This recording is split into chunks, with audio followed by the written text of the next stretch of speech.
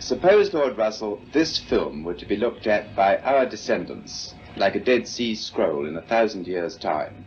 What would you think it's worth telling that generation? Mind spins and spirals like the card cogito. I think, therefore, but do I even know? Hume said the sun might not rise in the morning. Patterns ain't proof, just habits we adorn. Russell's teapot floating out in the void. Invisible doubts that can't be destroyed. Belief ain't a bird and the skeptic employs. Question the noise, the cosmos ploys. Skeptic's eyes always peeping the fraud. Truth ain't handed down, it's wrestled from the gods. Doubts my temple, my faith is flawed. Think it through twice before I applaud. Induction wobbles like a table with no leg. Hume's knife cuts leave certainty begging. A billion white swans, burn black renegade. Shatter the mirror, the cracks cascade. Cogito feels strong, but is it really? Thoughts build castles, clouds act silly. Russell's pot spins in the ether so freely. Prove it exists or the claim's too dreamy. Am I the dreamer or the dream in the show? The car wrestled devils, still didn't know. Faith and senses, they play tricks on a low. Truth's a mirage in a desert of woe. When you are studying any matter or considering any philosophy, ask yourself only what are the facts and what is the truth that the facts bear out.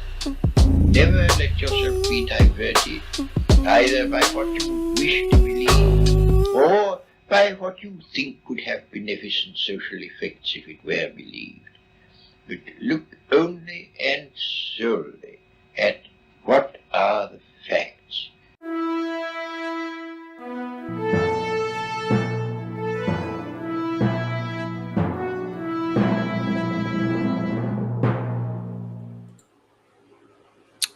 Hello, everyone, and welcome to Skeptic Philosophy. Glad to see some people coming in here slowly but surely.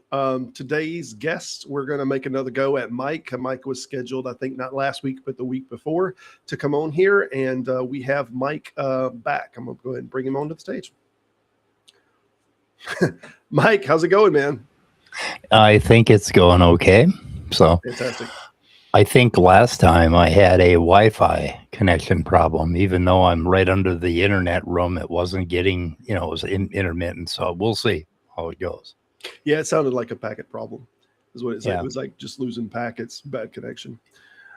So the subject you have on the table here today, and I'll give you all the leeway in the world to talk about it and introduce it how you want to, but it seems like there's been a slight addition to, and you brought up the subject of naturalized philosophy. I think that it's these are very tangential.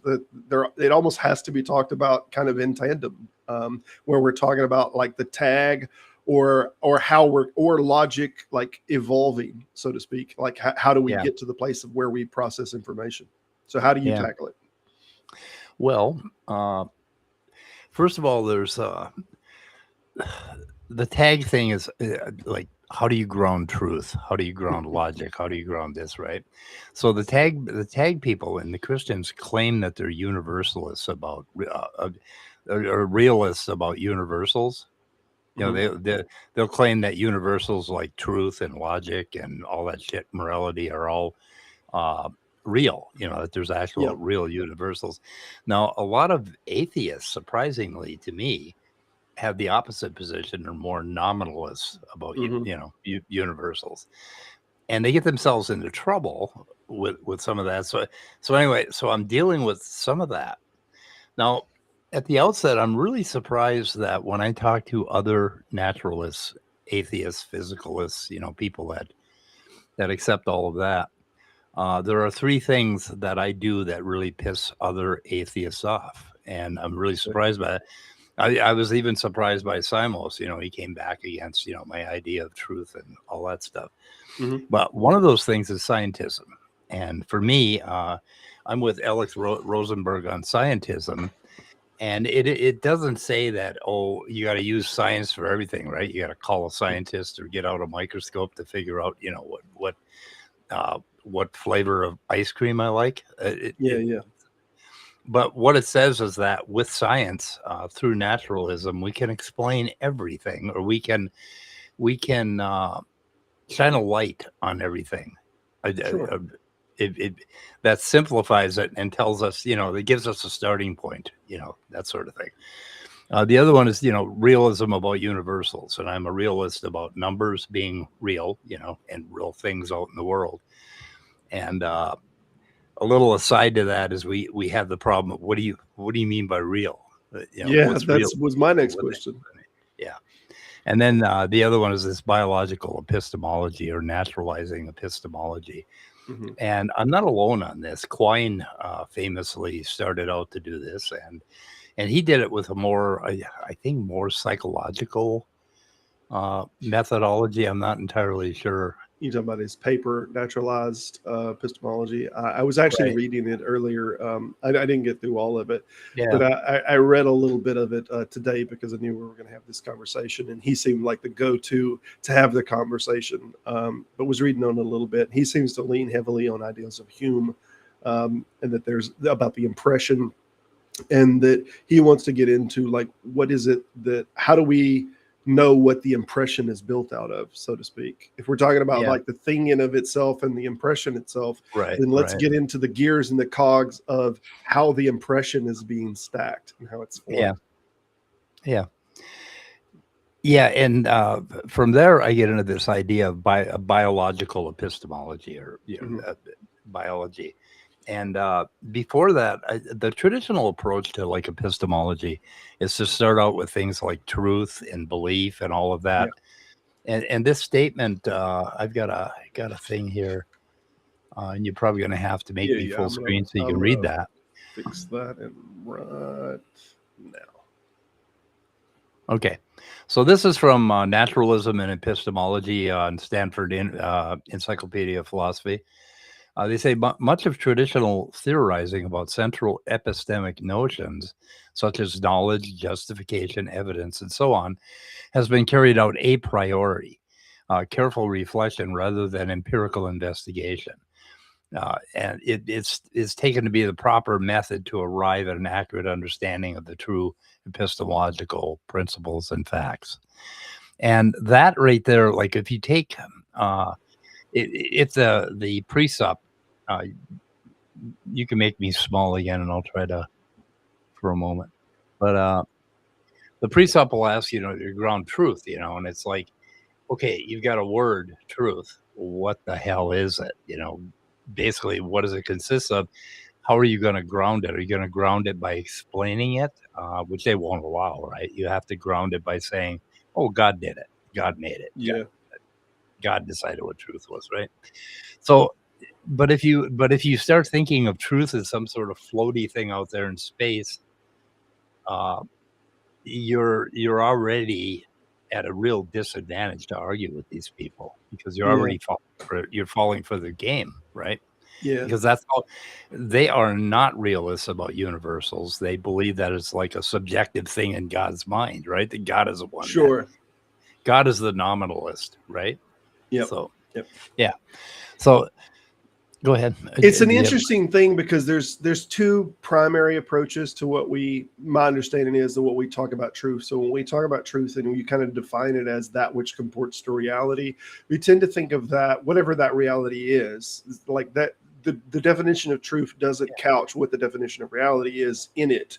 So if we say what reality is just like physicalism. If we say that that's what reality is, then truth is just things or statements in which comport to and are in alignment with that external reality.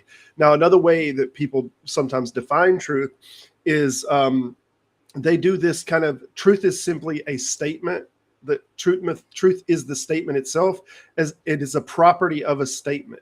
So if I say that sentence rhymed, that it is a property of the statement that it had two, rhyming words in it, and that truth is simply a property of a proposition or a statement that if it aligns with that external reality, then it is truth. But is this truth a thing itself? No, it's a property of a proposition or a property of a statement. And that's a fine way to cash it out, I think, but it still doesn't deal with, okay, now what is reality? Like, what is Right. reality? Because we're saying that truth is defined relationally, like truth is that which comports with reality. So now Right. truth, it still hasn't addressed what reality is at all. Yeah, and we're still out there in space because what is a Yeah. proposition? What is a sentence? What is, Yeah. what what I do is I take this thing I call a God's eye view. Okay, so Mhm. I'm a naturalist. So I believe that everything is like everything is probably natural. I don't have to say everything is natural because I don't Yeah. know. I mean, tomorrow, Jesus could walk through the door right now and I'd say, "Hey, okay, fair. That's fair. Or I don't care." Muhammad. Right, right. So I'm not saying everything is natural and everything is physical, but everything that I know and deal with and everything Yeah. that I have to reason with is naturalism and it is realism. And that's how I live my life on a daily basis. And that kind of brings it down to how do we live our lives every day, right? Like it is true that I had this cup of coffee, right? Mm. I Yeah. mean, that's pretty damn simple. So anyway, so what I do now, what I do is I reduce it. I have like a rather radical reduction for truth and propositions, and I reduce it to a version that would work for single-celled organisms, right? Okay. Like one cell, Yeah. Yeah. and and then I run into the trouble where people misunderstand reduction. Reduction does not mean that that's all there is to truth, right? Yeah. What that means is that is the kind of the backbone of it, right? We can reduce it, like we can reduce salt down to sodium and chlorine Yeah. interacting, right? But that doesn't explain all these wonderful crystals and the great taste and all that shit. So reductionism is not reductionism is not yoked to having to say everything is just atoms in motion. That's bullshit, right? You've Yeah. heard Yeah. that kind of crap. Reductionism is a way to get down to kind of a basic place where we can start to then construct to get back to where we want to go, right?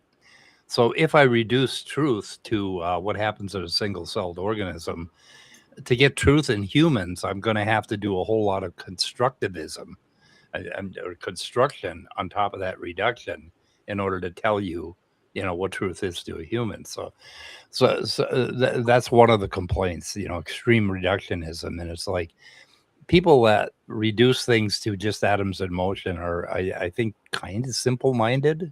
I don't know. Sure. It could be, though, and before I even tell you this, I wanted to tell you, you said something that made me think of an old joke commercial that I saw, and I wish I knew what commercial this came from, but the dad was getting a bunch of kids ready for school, and he said that everything's made out of atoms, and the two kids was a boy and a girl, and the boy's like, everything? And he's like, yes, everything. And the girl's like, are shadows made out of atoms? And the dad was like, and then the kid asked another thing, like is math or something else. Right, and, right.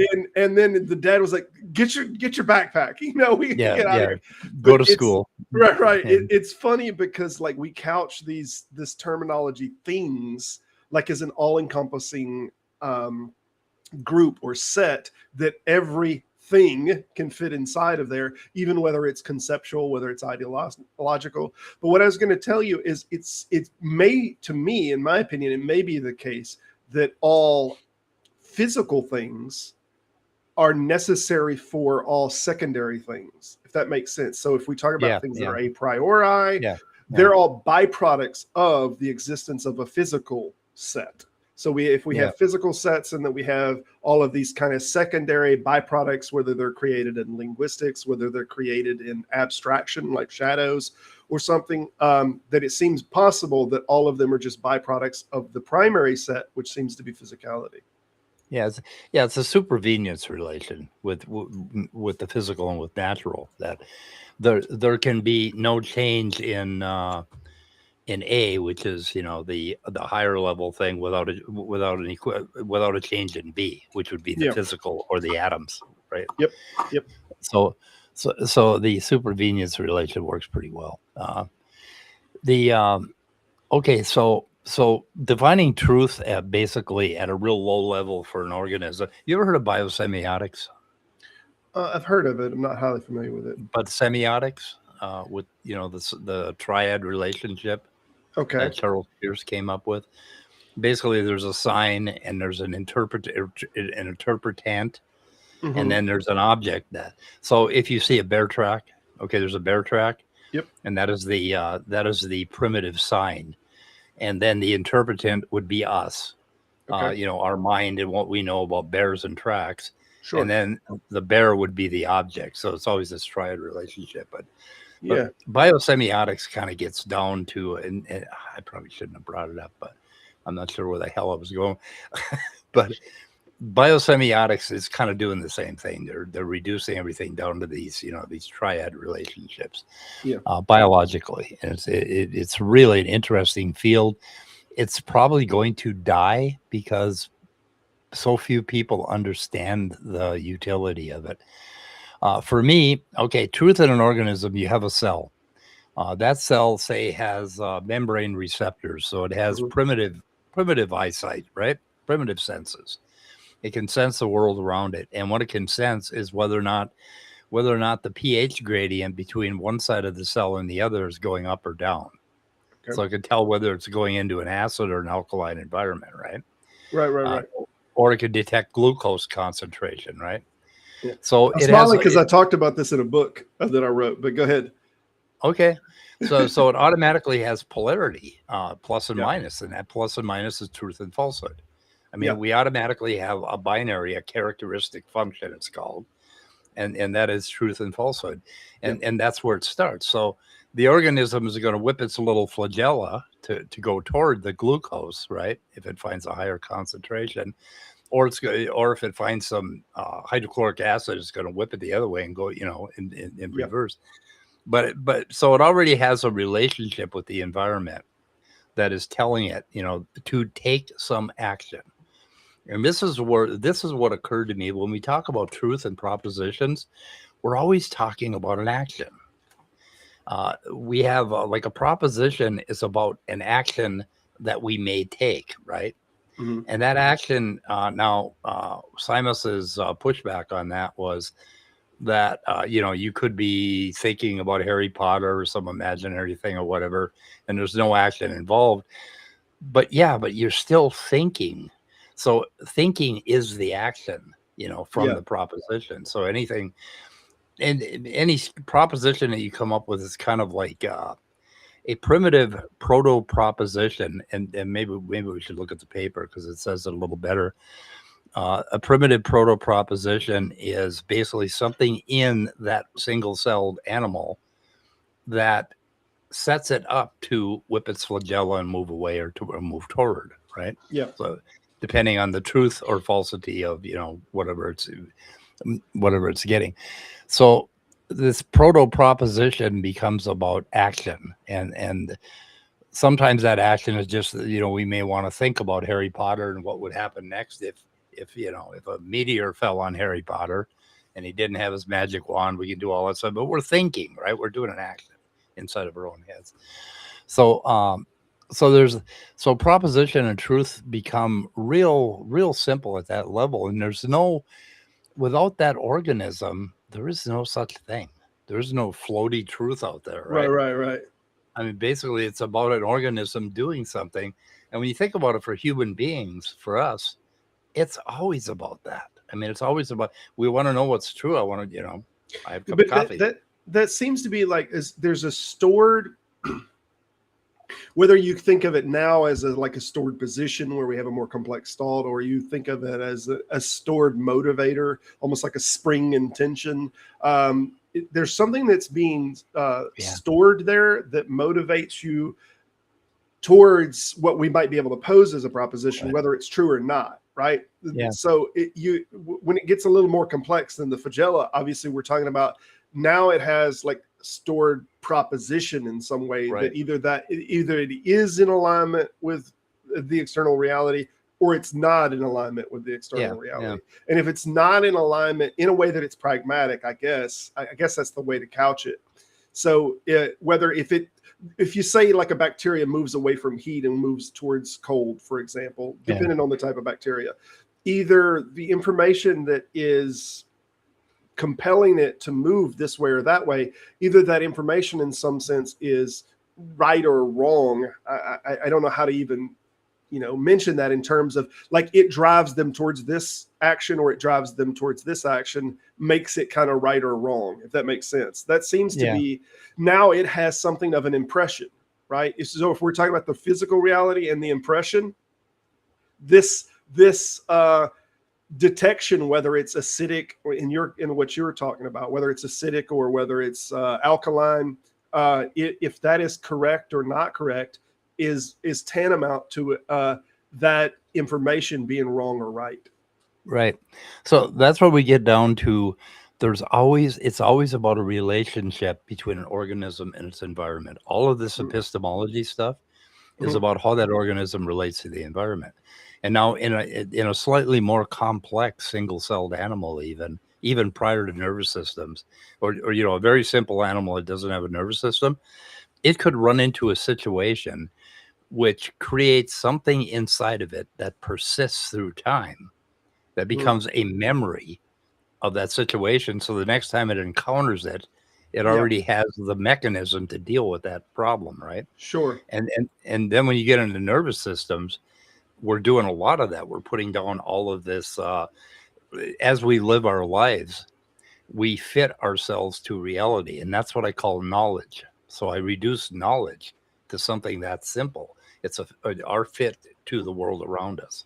And it accumulates over time. And that becomes real interesting for human beings. When you start to flush all this stuff out in terms of brains and humans and stuff, it all just makes it gives you a really good backbone to start with for epistemology.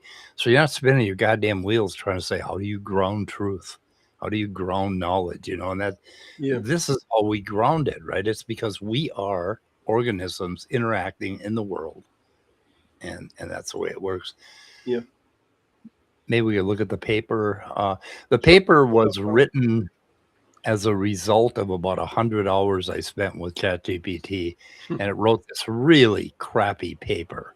I mean, it writes like writes like an AI. It just, I don't know, there's something missing. There's two options that you can do. You can either pull it back the way that you did, or if you want to click on share screen, and you can do it that way, and we can both be on screen. However you want to do it. But if you pull it back up, I'll be happy to pull you full screen. Yeah, we can do it with the camera. Okay. That sort of thing. But I want to do it. Should we address chat here? Because we'll get to it a little later. We're going to have a lot of, when we do that's the format. Let's just wait until the 1 hour is up, and then we'll address chat and people can come in. Okay. Yeah. Because I saw some pushback. Yeah, there's some pushback. Anyway, so probabilistic naive realism and God's eye view project is what this is. And basically, let's see, a familiar philosophical performance treats common sense as a childish stage to be overcome by skepticism or by the alleged superiority of reality as such. And like I say, ChatGPT rewrote a lot of what I've said. Mm-hmm. This paper defends a rehabilitated naive realism as an organism scale realism. The world of solid objects is not refuted by microphysical models, but implemented by them. Science is interpreted as an invariance building enterprise, a network of models constrained to agree across perspectives, instruments, and trends. Okay, whatever. Paper adopts a God's eye view as a methodological stance, and we could talk about that a little bit. Okay. And let's see. Go ahead. No, I'm listening to you. I'm following you all the way. Okay.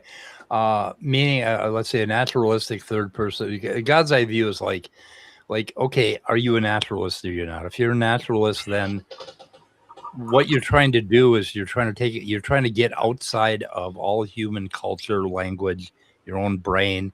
You're trying to look at the world to see what is really there. And when you do that, one of the things you encounter is that you are an organism in the world. So now you have a starting point. Okay, you go outside to this supposed objective view. This assumes naturalism, right? You assume naturalism and you say, I want to try to figure things out. And then what you find in that natural world is you yourself as an organism and then you go from there and try to build some knowledge that way. Anyway, let's see. So capital truth realism, which reifies truth as an ontological thing in itself, has a demand for certainty, and I'm pushing against that. Knowledge is developed as biological fit to the world, embodied structure carved by a history of interaction. So what we are over the course of our life, and that's what I was talking about, we increasingly come up with a fit to the world. And it's really interesting. You start out as a zygote, a single cell, and then by the time you're 3 years old, you have really changed to the point where you can navigate 3D objects. You know that the back of the cup is something you can't see, and you can turn it around and all of that stuff. So we developed this fit to the world based on a really complicated brain, basically. And let's see. So chemotaxis is offered as a proto-propositional limiting case. That's sort of, what a proposition is, that there's something that I'm sensing. I'm going to form a proposition about how I should act, and that becomes a structure within the organism. So it's kind of a fallibilist realism. And then the last thing I wanted to say. This gets back to pragmatism. I just wanted to give you a tiny thing on this, because we've had some pragmatism arguments on this, that's being structured just based on pragmatism. And I can't argue with that to some degree. Then it means that, like, our view and how we build the framework of what truth is something that's very pragmatically, built. Yeah, but I hate pragmatism and utility, because it doesn't quite say everything that I think we could say about us as human beings. While it all may be pragmatic, we are very, very complicated, and we have a network-like interaction with the real world that gives us something far more than pragmatism. I think we have a really good grasp of what reality is as human beings. Yeah. And my pushback on those are generally, what's wrong with pragmatism? It is a physical world that we're interacting with. Yeah. I mean, we have to be pragmatic. That's the basis of our survival. So I think the problem I don't see what's the problem with pragmatism. Man, it sounds like my like my dad or my auntie. Annabelle. Yeah, that's what it sounds like. Like, there's a little more to it than that. But now, perspective is unavoidable. There's something called perspectival realism, or a perspectival slice. Like, we are a kind of organism with eyes, ears, sense of smell, all of that stuff at a certain scale. So we are seeing what's actually really there from our perspectival slice, right? If we were a different kind of organism, a bat, we would see it in another manner, okay? Sure. But we would still be seeing the same, the objects would still be in the same 3D space, and we'd be able to navigate them and whatever.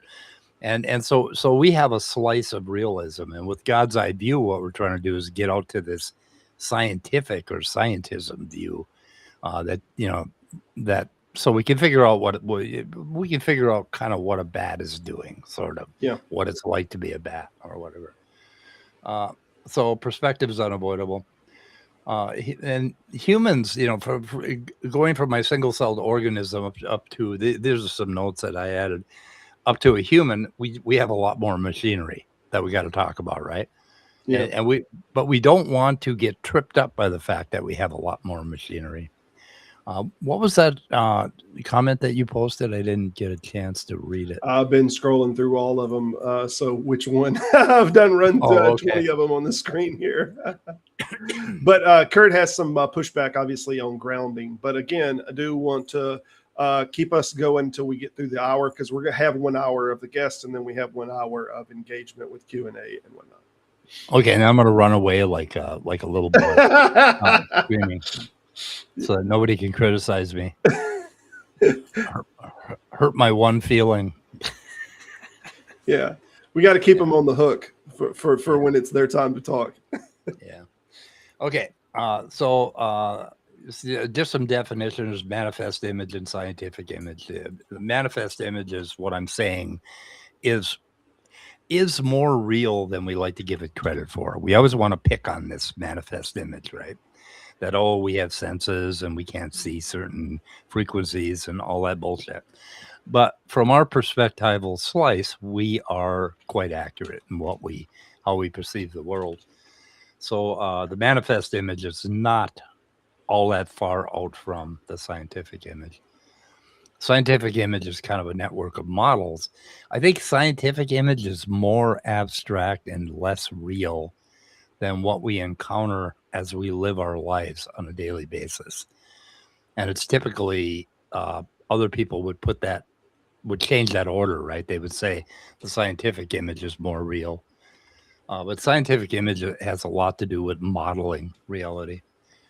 Yeah. Okay, God's naive realism. The default organism stance that manifest image is real and directly engaged in this paper, and naive realism is fallible. It's generally reliable within normal conditions, not infallible in every case. So what?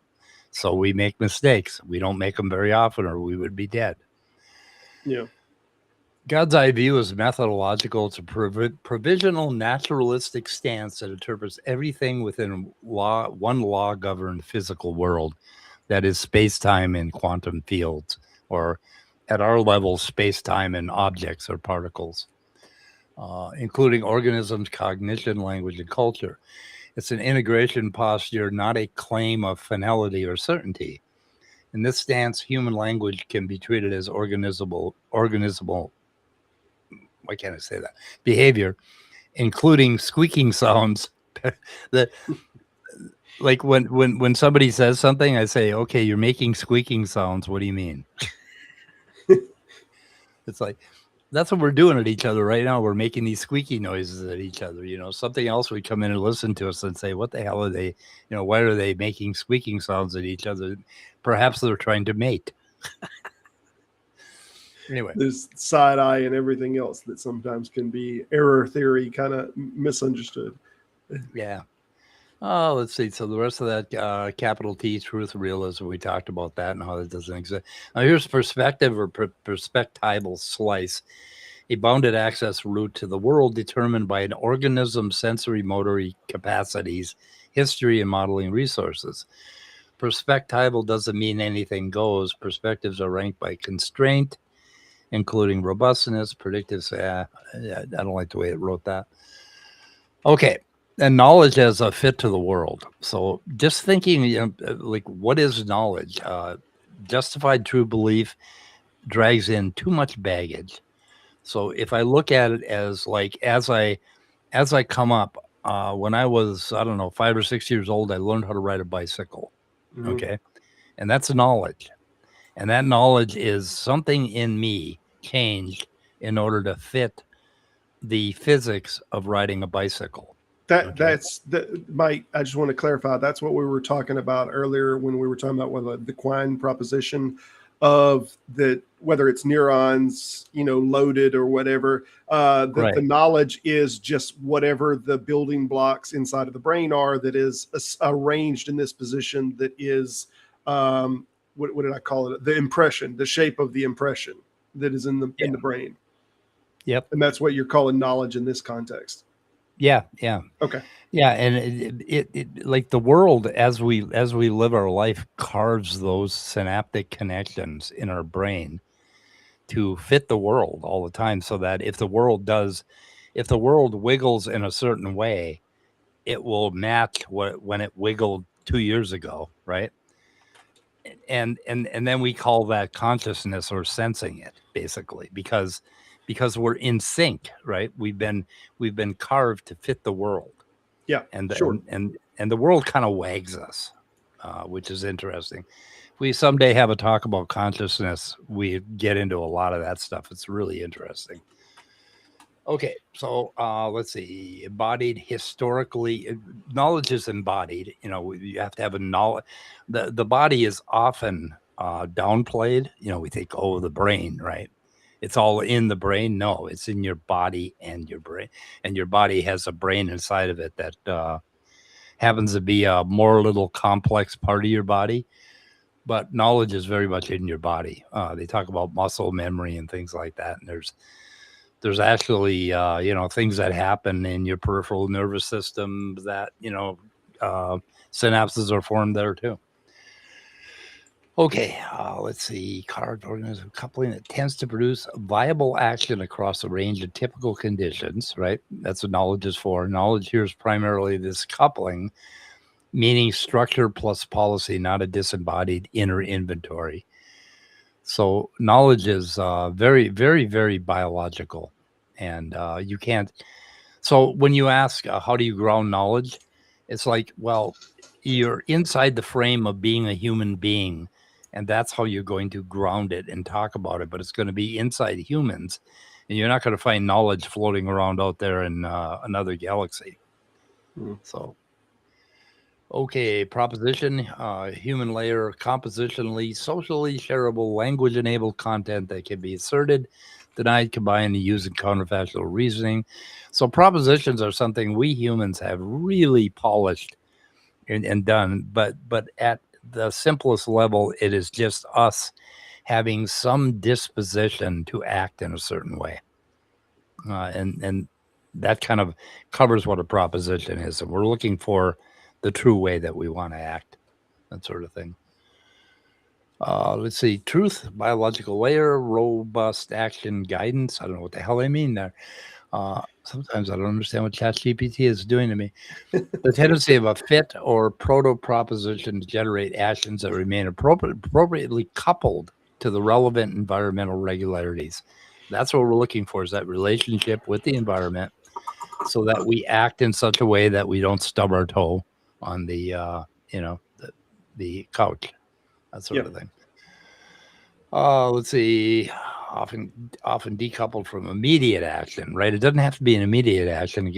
That's the neat thing about humans. We've taken, we not only can have knowledge about the world as it is right in this moment, but we can have, we can actually build propositions about the future, how knowledge is going to be.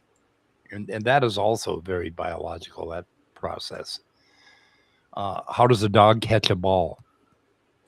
Mammals have something, a very well-developed cerebellum. Well, I mean, mammals and reptiles and birds have similar things, but cerebellum is like a calculus computer that figures out how to catch a ball. And the world, like when you play as a puppy or as a baby, what you're doing is you're programming that little calculus computer to catch things. To understand what the future is going to be and all of that. Okay, mismatch between internal distinction or policy and relevant environmental structure, often systematic under atypical conditions. Yeah. Okay, so this idea now, one of the philosophers just love this, the unreliability of the senses. If the senses weren't reliable, we wouldn't have them. Yeah. They're reliable 99.9% of the time when you're walking around, or you would always be stubbing your toe. I have compared this before to a system that is rolling an object into a ball or a powder into a ball, and that has done it for a very long time. Is it reliably a sphere? Right? Yeah. Is it reliably a sphere after a system has rolled it around constantly? In a certain direction that would make it a sphere. What makes it a sphere if it's not the systems that kind of gave rise to it? Yeah. So there's a couple comments I just spotted. Ellen 0465. New work on the cerebellum suggests it's much more integrated in the connectome than we prove. Yeah, it is. It's integrated into our thinking, for one thing. I mean, we do the same thing. Thinking is just exacted movement. And the cerebellum is really, really guiding a ton of stuff that's happening in our cortex, and the part that we always think about as being our thinky brain, right? Yeah. Cerebellum is really neat. It's kind of structured. It's like a linear algebra computer, the way it's structured, and it records all of this complex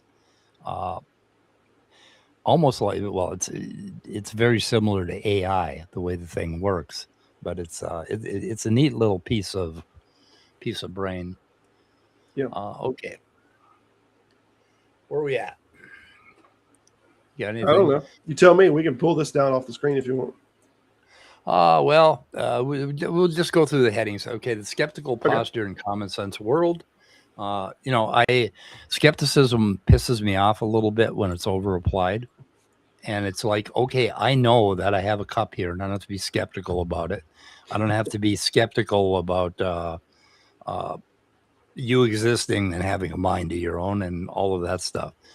And it's just the common sense world, I think, is really, really accurate.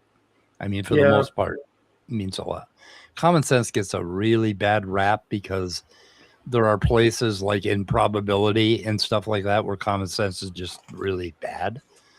But for the most part, common sense is how we live our lives. So, and that's where the naive realism comes in. Two images and the model mixing fallacy. Okay, we live in the manifest image, right? Our common sense world. Mid-sized objects with surfaces, causal powers, and affordances, other minds, shit like that. So the thing is, when you look at objects and you say, okay, oh no, objects are mostly empty space. They're not, because fields are not. Fields fill that empty space, right? So there's something there, and there's a reason why when things bump into each other, they can't go through each other because of this, because we're not empty space. But anyway, but if we were empty space, still at our level, at our scale, objects are solid. Tables are, are real. And what I love to say is you are not a fucking, can I swear? Yeah, I don't care. Okay, you are not a fucking neutrino. Okay, you're not gonna go through a wall. Yeah. There's a little just misnomer in that. That's all. I think people just it's a it's trope. Taking the model and misusing it. Yeah. At the macro level to say that the model tells us we're mostly empty space. Well, you're not a neutrino, dude. You are a huge quantum field bumping into another huge quantum field when you stub your toe. Yeah, that sort of thing. So anyway, that's what that's about. And the GEV project and the what is it? Something truth. I forgot what TTR stands for. There was another question from Leo. Is this is this something that I'm reading from somewhere? No, this is a paper that ChatGPT wrote when I asked it to summarize about 100 hours of conversation that I had with it. And it came up with this, and I'm really kind of unhappy with it. So anyway. Okay. Yep. And then the GEV stance, trying to get out and do the objective. It talks a little bit about noumenon and phenomenon, but we won't go there yet. Okay, sciences invariance, building engineered objectivity. I think invariance is, basically when you have this network of knowledge and things cross over, it becomes invariant under going from me to you. So it becomes objective, right? Because you'll perceive it the same as I do, that sort of thing. So it's invariant. Invariant across instruments too. Turning the telescope back on itself, that's where we start with the naturalistic assumption. We go over and we look at, what is the universe? It's a bunch of particles and quantum fields and space-time. And then we come back and then we say, but we're an organism in the world. Now we're going to talk about humans. And eventually we're going to figure out why we're making squeaky noises at each other and what the hell we're doing. So what else? Knowledge is biological fit. Propositions with reification. We talked about proto-propositions in organisms. Truth as probabilistic, robust coupling beyond whatever worked once. So it's a little more than pragmatic. It's robust in that if the environment changes a little bit, it's not going to totally confuse us, right? We're going to find something something invariant, something that is the same, even though there are two totally different situations, right? Yeah. That's just the way space-time works. We have, we can have an electron at one spot, and we have the same damn thing at another spot, another electron, right? So it's like an invariance, across. And so I guess that's what that means. And what else? Anticipating the standard objections. Okay. Well, anyway, okay. They did a little bit of that. And God, I fought with ChatGPT for a long time to get it to the point where it was actually parroting some of what I would say. Because it was coming at me with the traditional philosophy bullshit. So anyway, that's all I got. All right. Yep. Well, we'll talk about it a little bit. Fix your thing there. I'll try to adjust this over to the center. I can tell you now we have a lot of people that are anxious, I guess, to maybe even chomping at the bit in the Q&A, and there's lots that we'll probably try to go back to and get to when we get to it. But before we do that, we do have another 15 minutes, and I did want to get some clarification before there's too much here. It seems that there's two different definitions that we have about knowledge in this context. So we have this traditional kind of philosophical, obviously the proposition, true justified belief knowledge. And when we're talking about knowledge, we're talking about knowledge not from what it's defined as, like the standard of that which we would consider. And that is a standard of that which we would consider knowledge. And what we're talking about is compilement of, or if we're thinking about the physical reality and the what Kant called the noumenal and the phenomenal, is the impression. What builds the impression of the reality? If we're talking about an impression of the apple, to use Hume's terminology about the apple, and what we're talking about in presently is in the brain, like that impression has to have a construction to make that impression. And if we say we know that that apple is there, what we really have is we have an impression that is going on, and there is a certain configuration of that impression, and that is something that we know. That's just that's what knowledge is that impression is giving some kind of shape of an idea that either comports with the external reality or it doesn't comport with the external reality, but it's controlled by our physical interaction with the world. So when we put our hand on the stove, that impression is going to happen. It's going to happen. And that impression of that is hot, that can be considered in that construct, that just is knowledge, that is hot, that impression is saying it's hot, remove it or whatnot. And I think we just can't deny it. So when we talk about grounding, that there's this other thing that grounds it. When we get an impression and that shape happens, when people say, well, it's not trustworthy, it doesn't matter. It doesn't matter if it's trustworthy. You really don't have an option. If you think if you think you do, put your hand on the stove and just act like it's not hot. Just try that. You really just can't deny it. It is overpoweringly the impression of the external. And that's what we've been talking about here. Yeah. I would like to give philosophers to have their skeptical conversation about the senses while their hand is on a burning hot right. It's like, okay, you may, that may be an illusion. You may be a brain in a vat. That may not really be happening. Blah, blah, blah. It doesn't matter. How do you ground that before you move your hand, right? Right. Like, okay. Yeah. Great.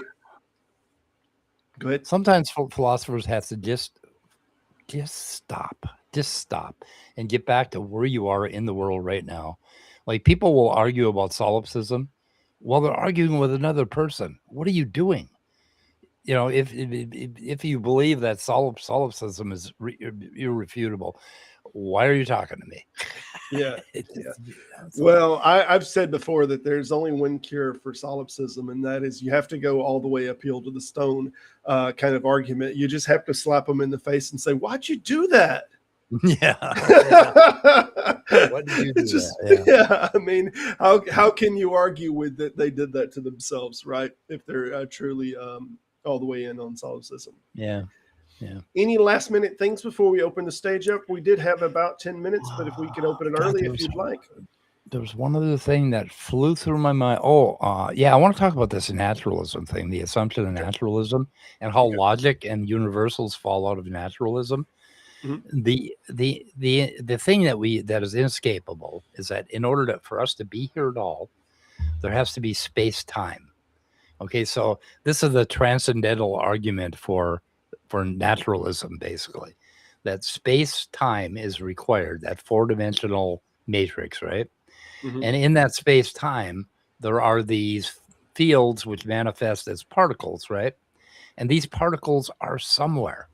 They're on that matrix in space time. So I mean, so we have this metric, that basically is built into the universe. If two electrons are really far apart, the field is going to be weaker and they'll be stronger as they get close together.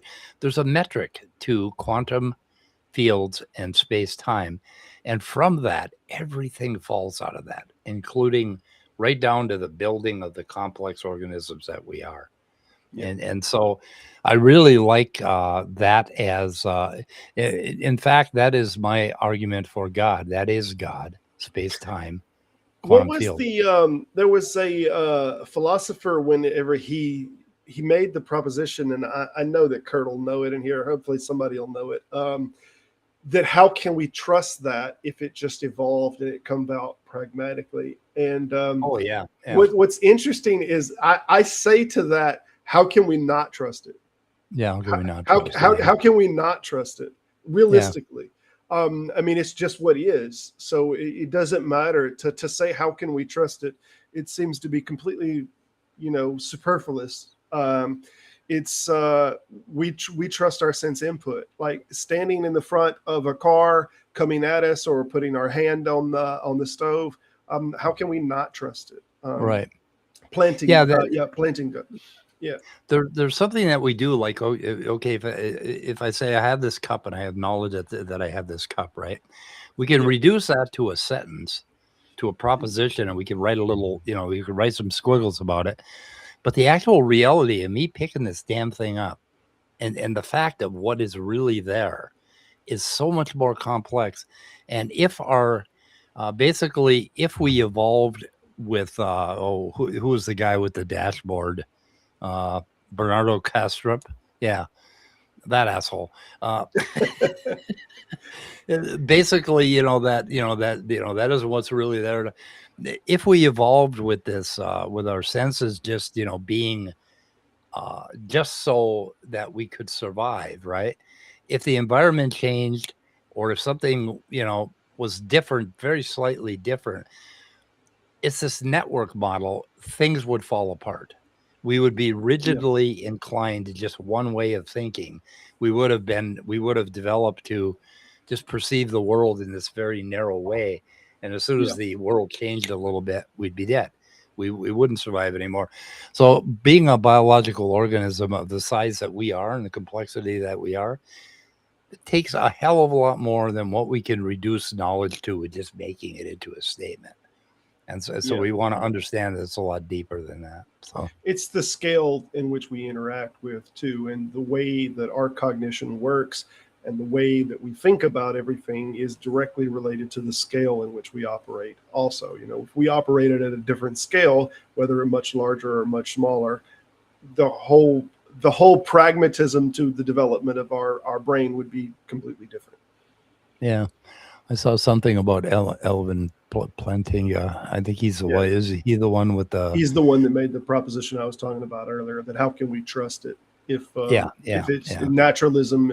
He's kind of his refute on naturalism, that if it just come about through evolutionary processes, through pragmatism to some degree, and whether you like that word or not, that it's just pragmatically evolved. Like how can we trust it to be a correct reflection of reality? And I may be butchering his ultimate thesis on it, so to speak, but I think that was the gist of it, to the best of my understanding of it. That's another form of greedy reductionism when they say, oh, how did this thing evolve? Well, evolution doesn't work that way. I mean, it isn't just so that the thing can survive. It is so that the thing can there are all kinds of accidental things that happen that made us Sure. look like this, and not like an octopus or whatever. So Right, just incidental things that were byproducts Right. of the process of evolution. Yep. Yeah. Okay. All right, well then we'll open it up early if you're all right with that. We'll So I'm gonna go run ahead and away. yeah. Run now, run for the hills. Yeah. Yeah, let me Shit. listen. Fight All right, with that's Leo going to be and the link. Simon. That's going to be the link to join. And let me see if I can get out here, and I will pin it if the chat ever loads here. Proprioception. I love proprioception because there's a lot of knowledge involved in that.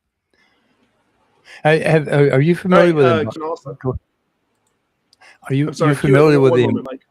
Hold on. Q&A is going to be open also. If you have any questions, you can put a Q in the front of it and a question mark on the end of it. It'll be the best way to catch it. We may try to go back and catch some others, but anybody that wants to come in, it is going to be open panel discussion. You're welcome to come in, give your little pushback, give your positions on it, and we'll talk about it for a little bit. But go ahead, Mike. I forgot what I was going to say. Are you familiar with something? Embodied mind. The embodied mind. Mhm. Lakoff, Johnson, Varela, Francisco Varela, Evan Thompson. Basically, their idea was and Deacon is another one. I think it's Deacon, right? Is it? I'm not familiar with it. Yeah. Scott, Anyway. how's it going, man? Whole body of work. That's pretty cool. Hi, Scott. It's going well, thanks. I don't know that I have a whole lot to contribute, but I thought if I want to mouth off, I better be ready and in position. Oh, shut up, Scott. It's good to see you. You got to get an avatar one day on this restream, man. Yeah, I loaded mine last week. But I guess it only keeps a cache just for like StreamYard or something. I thought I had some. Yeah, because we were signed up for Restream, and when I quit the sign up, they threw everything away. They just forgot about us. Well, I'll work on that while y'all talk. I go to other people's and I find that I don't have one set up for some reason. It's really weird. I don't know. They've been messing with some settings lately. They've redone the dashboard screen and everything. So they've been messing with a lot of stuff as of lately. I might go off camera at some point. That's fine. I'm going to actually minimize this down right here, and I'm going to bring some of the older comments up that we're giving you a little bit of pushback. Hopefully some people that had some issues with that or had some questions, if you want to come in or make some comments. There's some people that have been pushing back, and I would really like to see them up here to talk. Otherwise, yeah, for sure. That would enrich the discussion. All right. Yep. Kurt the Hurt, what's happening, man? Hey, how's it going? I'm going to call you that from now on, Kurt the Hurt, man. I don't know. Okay. I mean, I do have a certain amount of Weltschmerz, but I don't think that I would be that way myself. I hear you. It's good to see you, man. Yeah, it's good to see you. What's your thoughts on all this? I mean, I certainly think that any attempt to argue against tag and promote naturalism is a good thing. So I get it, but a lot of it just seems to give too much to the tag proponent from my point of view. Like, I don't think there is truth that needs to be explained. I don't think there is knowledge that needs to be explained. Truth is a noun form of an adjective. Knowledge is a noun form of a verb. Those are indexical facts that are related to how they're used. And they don't need to have like stable noun variants that exist separate from verbal convenience, right? We don't worry about whether weddings really exist. We don't worry about whether universities really exist. These are just nouns that we sum up a bundle of perceptions and facts about the world into for the purpose of having convenient conversation. They don't need to have any kind of separable ontology for them to be useful as words. They just need to be understood for exactly what they are. Yeah, that would be this idea of framing, keeping it within the frame of humans, and what matters to us may not matter outside of us. But one of the reasons that I'm doing this is I'm really into biology, evolution, and molecular biology. And it kind of gives a framework for all of that too, for understanding how organisms basically evolved to have these truth functions and knowledge and all of that. So I like the biological perspective because, I'm kind of an asshole that way. So. No, absolutely. And to the degree that, like, yes, I think if a rabbit can chase a coyote, both of them have knowledge, both of them are aware of facts, both of them have a theory of mind and a theory of action. Yeah. These are not they're not obscure or weird to figure out concepts. We just have a linguistic structure that we share. And again, some of that may be just unique to certain forms of educated English speakers. Like there are other languages in the world where our kinds of propositions don't work. And they really hear like us talk about it in English and they think, well, in my language, it just doesn't work. And so I just don't know that we're doing much beyond that. Yeah. Yeah. I think we're smart enough to have language, but we're not smart enough to keep it from making us stupid. That's pretty much Malthner's critique. I agree. Yeah. All right. If y'all, I see there's lots of questions back and forward amongst chat that they're asking questions to one another. But if y'all have any questions, because it's hard to distinguish questions that y'all are asking between one another and one that you're interested in the panel addressing, please put a Q in the front of the question mark in the back of it, and we'll definitely try to address it. Simos, how's it going, man? Hello. Yeah, I just wanted to address. I wanted to proffer some insight that I worked out some time ago. Proffer away. Well, it's about language there and the natural, I would say, the natural limitations of spoken language. Right. When I say spoken language, I'm referring to things like what we generally consider to be language. A series of sounds communicated through a specific limited set of letters. Yeah, it's called squeaking. Or squeaking, whichever. Yeah, that's fine as well. That's another word. And the problem is, it's because, as far as I see it, this is why there is an issue with language and its inability to express all content, is that there isn't an infinite number of individual units that you can use to make up the sounds. Yeah. So that's the basic issue I see, and that's why to me that explains perfectly well why science uses mathematics as its chief language to express itself, rather than words. And that's the big difference between things like or the big change after Newton, between Newton and Einstein. There's no way Newton could have expressed in his language, right, or his form of language, the same propositions that Einstein came to, because he wasn't using the symbolic logic that was needed to be able to express it, let alone demonstrate that it actually exists, because he doesn't have the infinite series of uncountable infinities which you need at that level to really express the information accurately.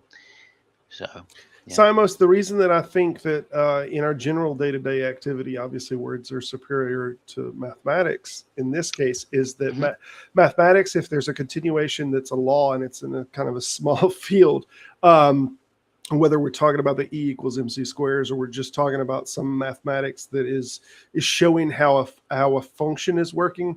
When we're talking about like me moving this cup to the other side of the table, where is the other side of the table? When we have a word that's just like absolutely. It's a set, it's just like the word is just representing a set of. So when I say I eat an apple, like there could be an infinite amount of shapes and atomic structures and all of the apple, but they're all like the set that is an apple. Or there could even be different categories in like Granny's apple or different kinds of apples and whatnot. But so this is why like numbers don't have that flexibility of sets in the way that like words do. So it would be an equation that is just enormously long to describe that I moved my cup over here. No, I completely agree with that. I think there is a pragmatism to using language, especially like what are the axiological? Well, I mean, a purpose-driven language, right? Yeah.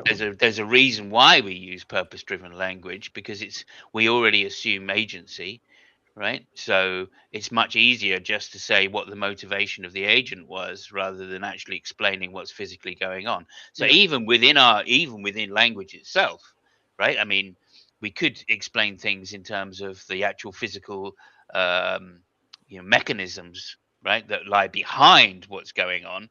But it's just easier to say I'm making a cup of tea, and then we all know, because it's an agent, we all know that we're boiling water to 100 degrees C and then pouring it through some leaves in order to We infuse don't all the know that flavor.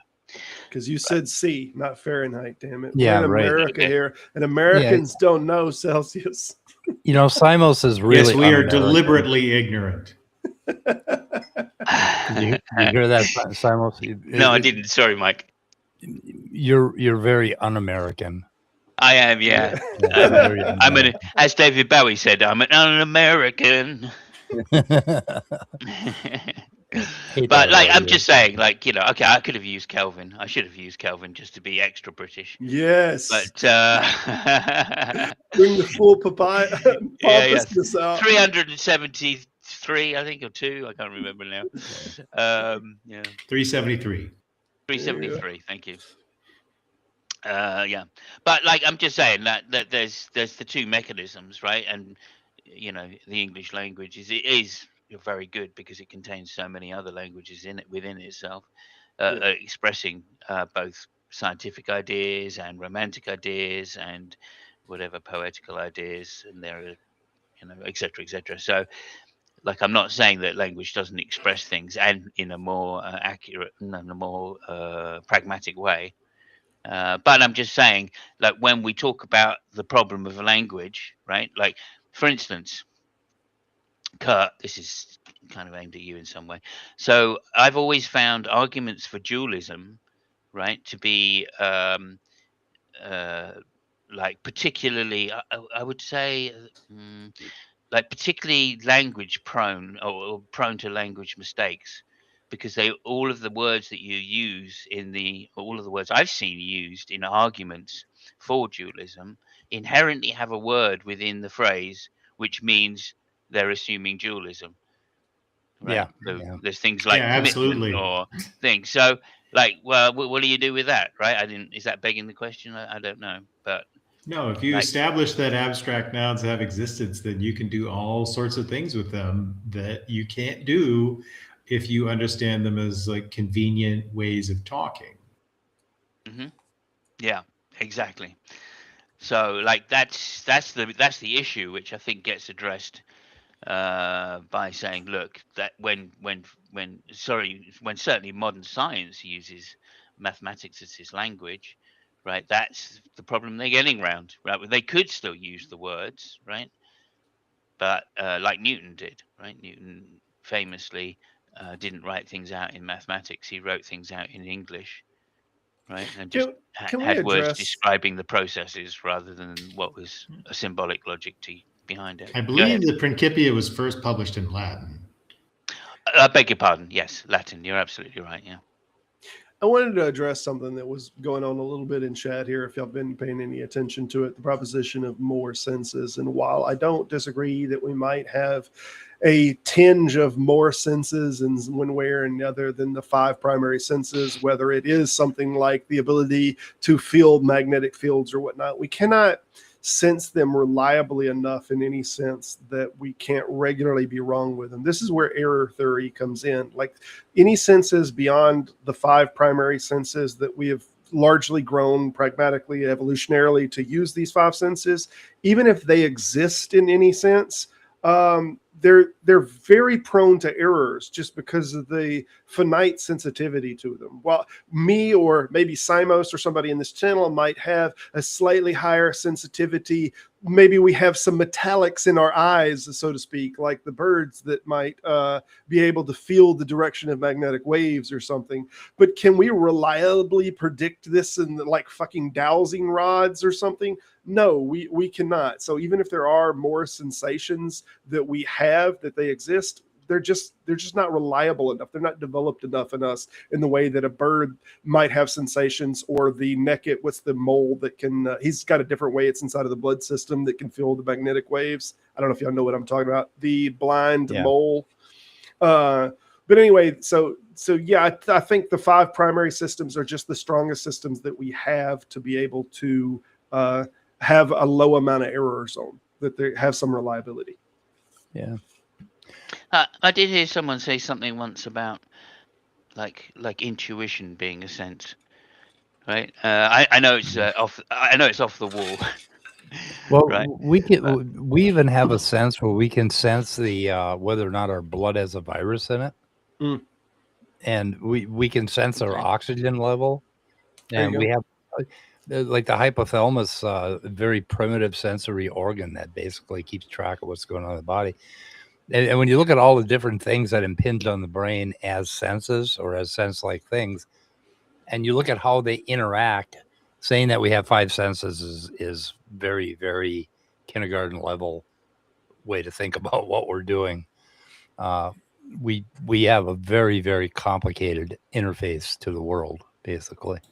Yeah, and the number of variant proprioceptive forms that get subsumed under touch is certainly going to be like manifold, right? And pressure, heat, we have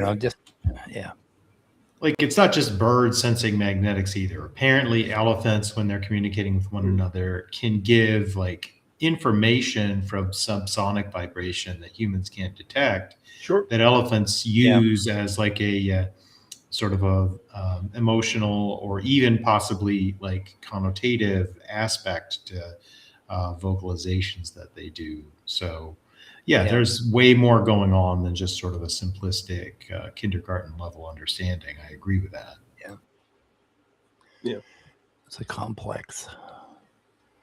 I think we're getting into a little woo-woo in the chat, though. That's all. There's a little another. Right, but that doesn't like the Epicurean concept of aesthesis would encompass all of these, right? All of these are just sense in this in the pure like physical atoms in the void sense. They're not coming from something that's like deific or magical or outside of naturalism. Yeah. Yeah, so Robin and Anima Mundi are arguing about something. Yeah, who cares? Robin's got it. But well, Robin's got it. She's got it. Okay, Robin's got it. Okay. But I'll give you a little pushback myself, Kurt, on something you said a moment ago when you was coming in, giving a little pushback on Mike there.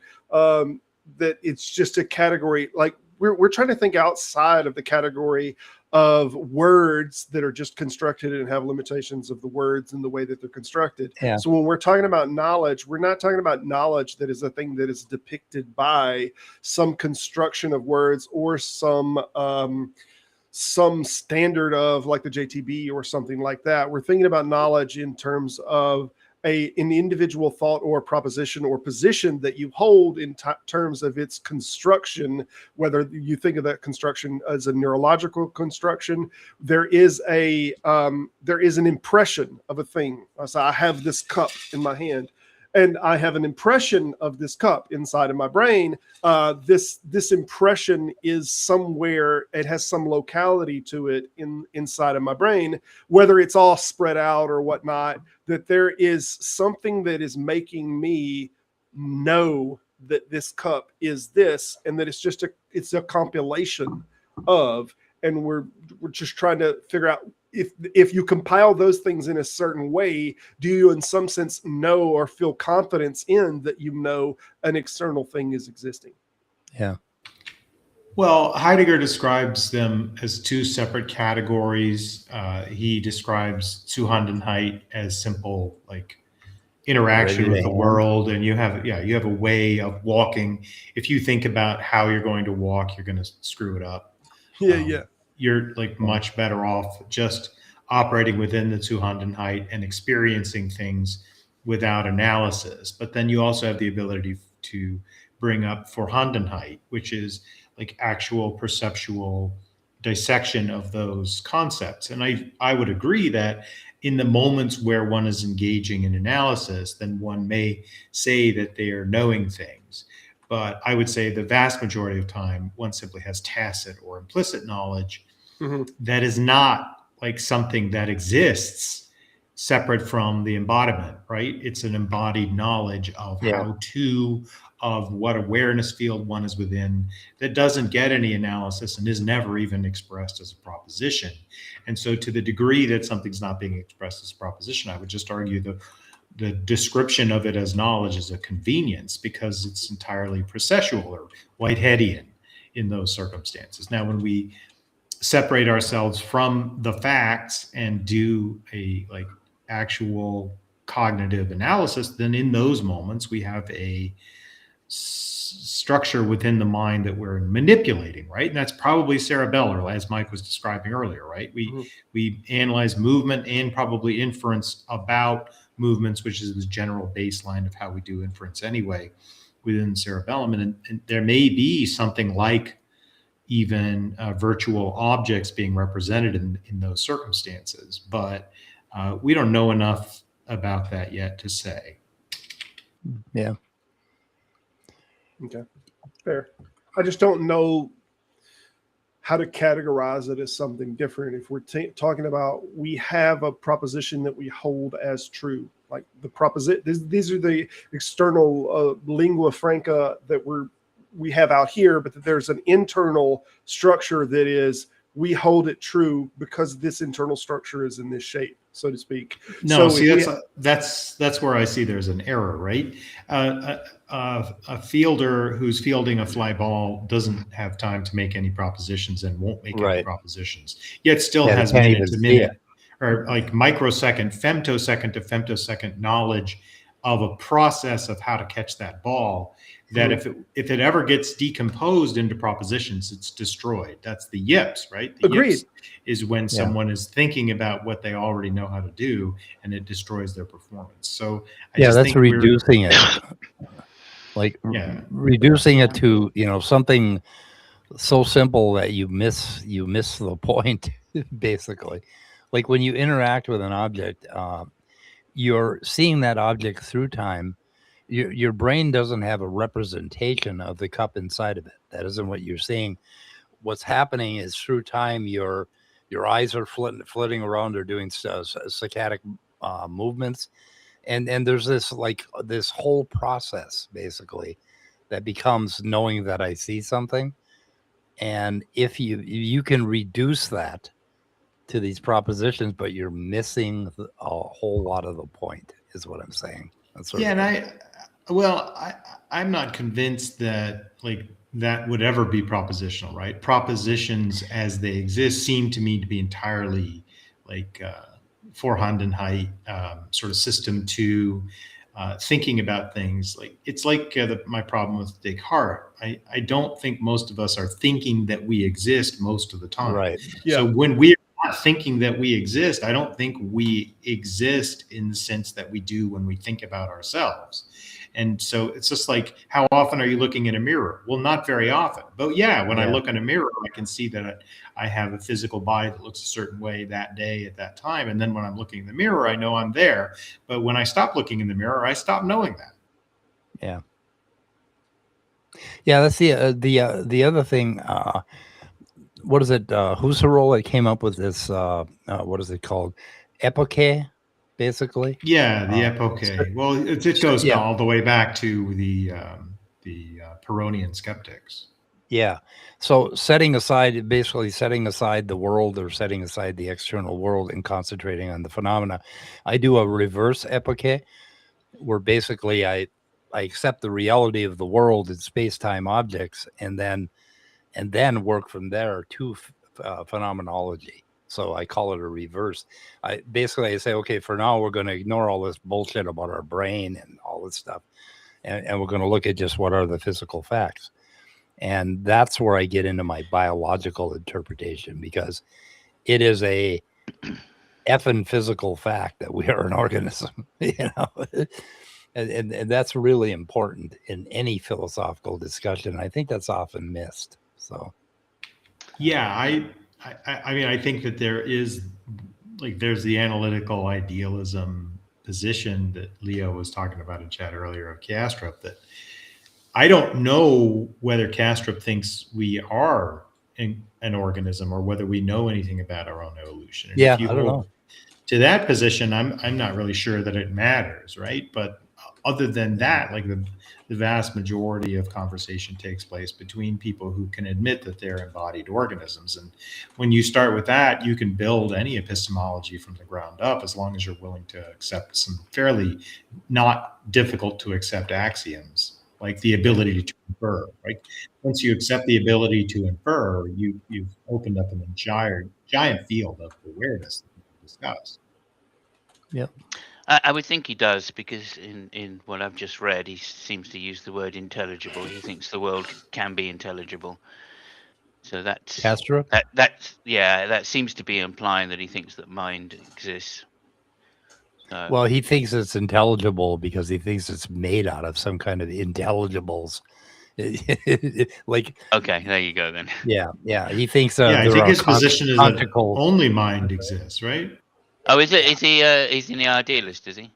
Yeah, he's an analytical idealist. Well, oh, okay, that makes What does he call himself? A transcendentalite? No.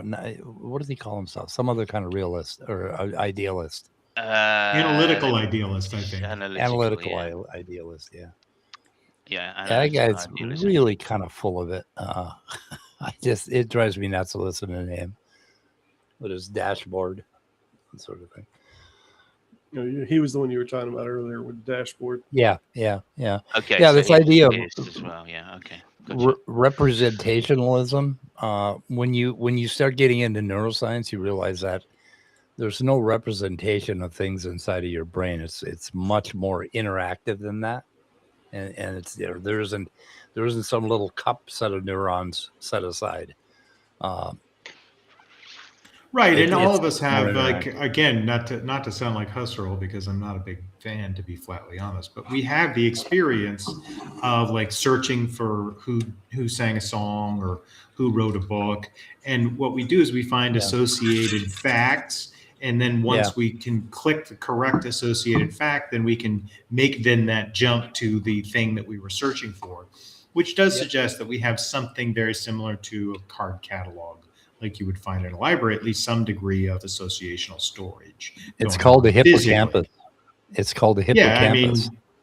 But whether that's all individually stored in the hippocampus or the hippocampus is a repository, like that's the harder question. It's like an index. We just don't know yet. Yeah. It's like an index card system.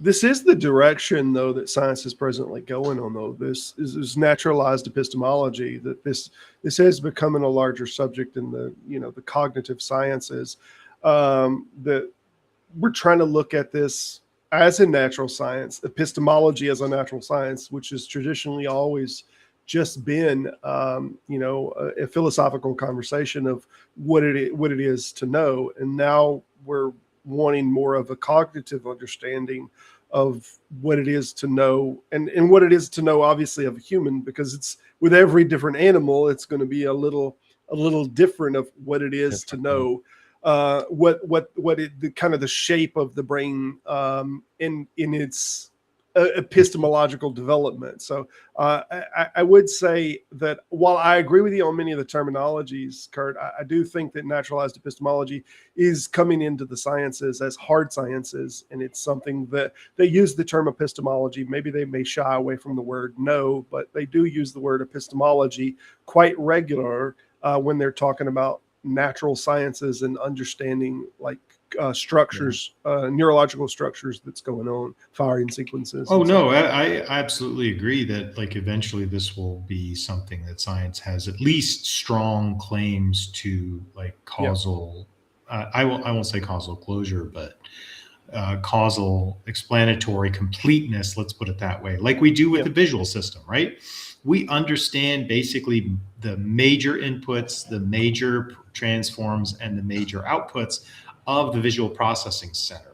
So to the degree that we have that degree of knowledge of it, to me, it just suggests strongly that whatever the brain does with other sensory inputs is exactly analogous to what it does with visual inputs. Yep. me just say, looking good there, Scott. That's a good one.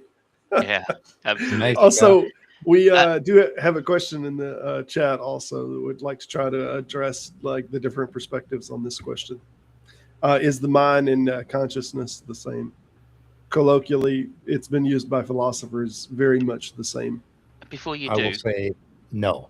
before you do, can I just ask or just point out one thing? I think I sent you the SEP article on evolutionary epistemology. Mike, did you read that at all? Ah, damn! Did you send it to me? I did, yeah. How, Never how mind. did you send? How did you send it to me on Discord? No, we were not. Maybe, but I don't know. Maybe I put it there as well, but I put it in a private chat because we were in the same hangout together. But anyway, it's worth checking out. It's an interesting concept, and I guess it goes along with exactly what Robert was just talking about. That's why I wanted to mention it straight off. So It basically says something like, let me just go. It's the basically- SEP. You're talking about the SEP, Yeah, it was in the SEP. Yeah. and it was evolutionary. Basically, how natural selection shapes the way we think and what we know. Okay. So I guess that is exactly what you were talking about, Robert. Is that right? Yep. Well, I'm just saying that we just colloquially, we've had many philosophers that have used this terminology, and maybe some of it's translation because I don't know all their original languages, but some of it may very well be translational. But this mind has been used as a whole embodiment of the composite of what we generally would call a consciousness. I would say brain and mind is different, and brain and consciousness is different in the same way. But I think mind and consciousness has been fairly interchangeable with at least the translations that I've seen from many philosophers that have talked on the subject of epistemology. I wonder if we got rid of all of our words what if we just like obliterated the English language and had to come up with all the words and concepts from scratch, if we might come up with better demarcations for concepts like mind and consciousness. Well, if we knew what we knew now, we might not shape words in quite the way that we've formed them. Right. But then how would we know what we know now if it doesn't exist inside of a construction of words? Yeah. So, At the risk of being flippant, I'd just say we would probably just come up with German. Yeah. Well, to go back to that, like the word consciousness is just an English representation of the German Bewusstsein.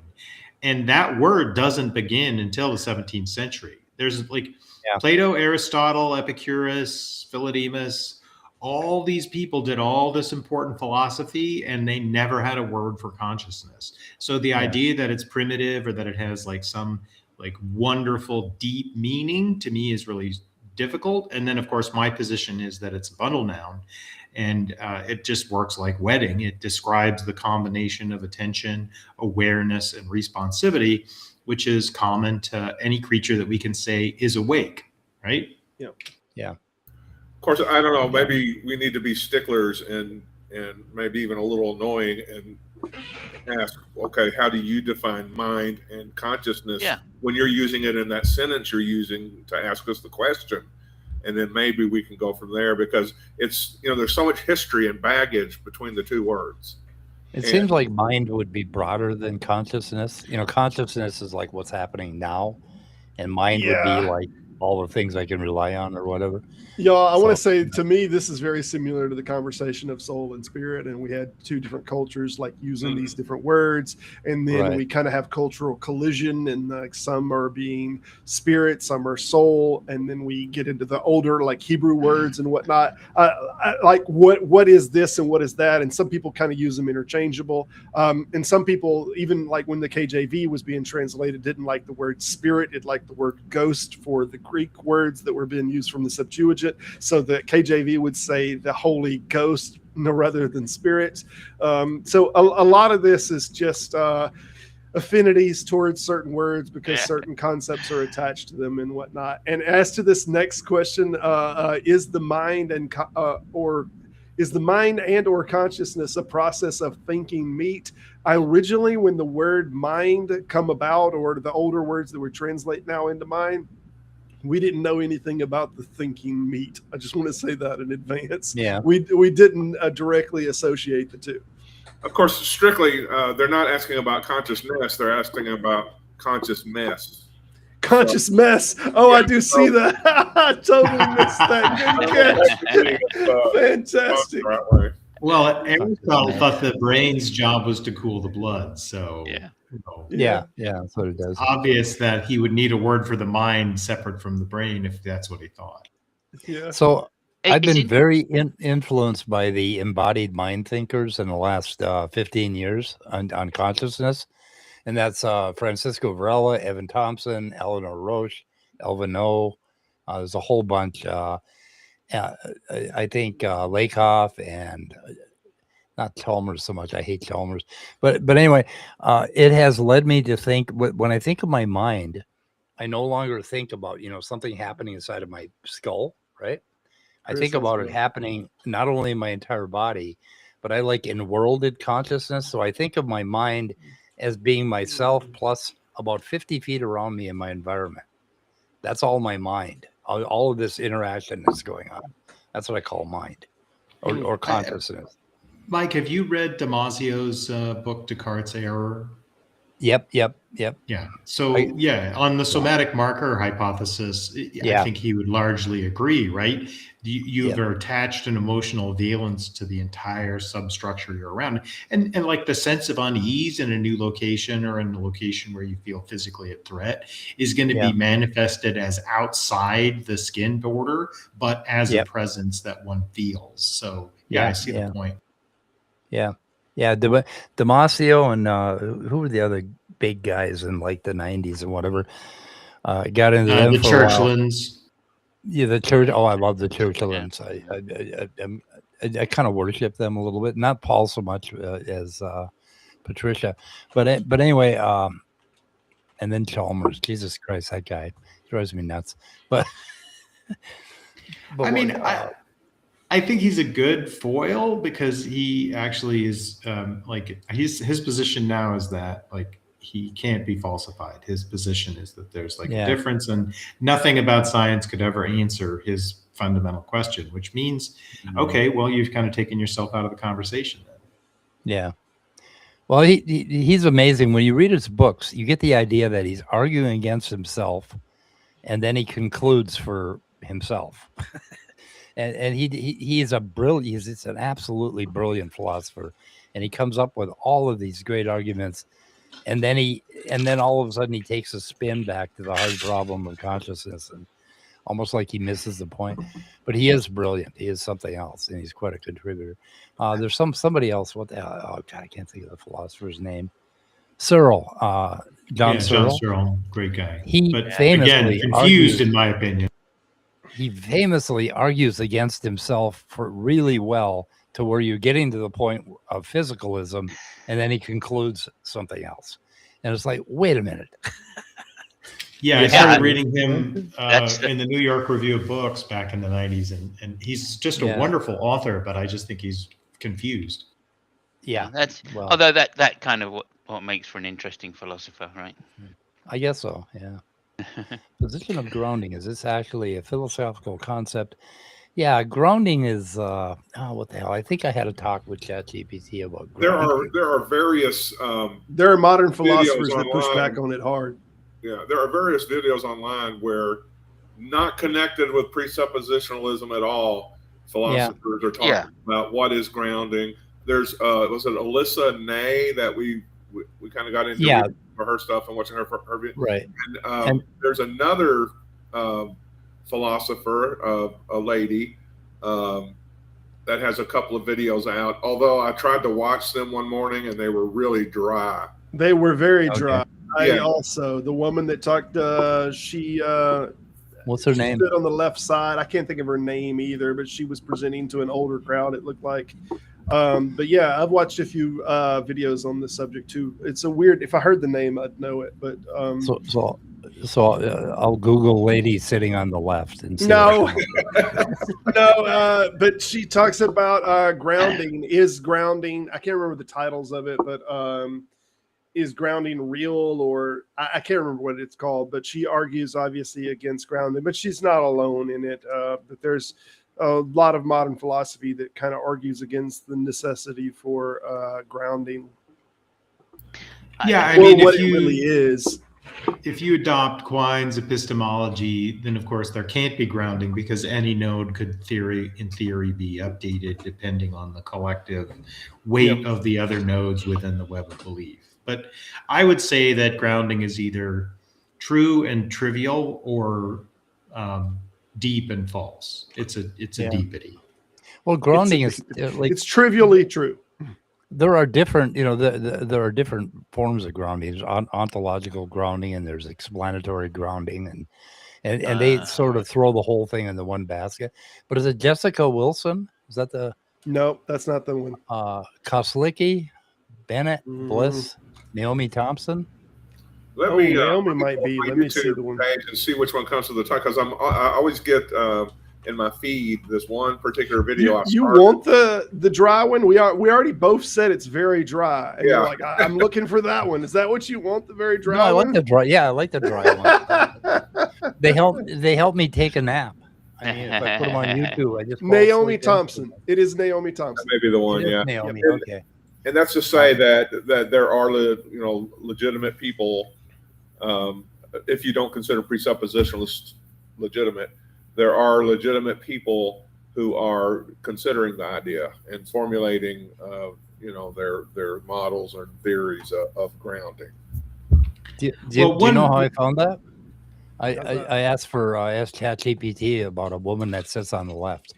You're a damn liar. So, came up with it right away. To make a point, though, like the idea that grounding is explanation, to me, is almost giving away the game. Because if you're going to agree that it's explanation, then what determines an adequate explanation is the listener. The listener who's hearing the explanation either has an aesthetic sense of closure and stops asking further questions, in which case we call it explanatorily complete, or they don't have an aesthetic sense of closure and therefore they continue to ask questions, and then therefore we call it explanatorily incomplete. But that simply has to do with the curiosity, knowledge base, and patience of the listener. It doesn't have anything to do with the quality of the explanation. Anybody could, in theory, continue questioning any explanation ad infinitum. Yeah. That nails the hard problem of consciousness perfectly, because I think it is a hard problem of intuition.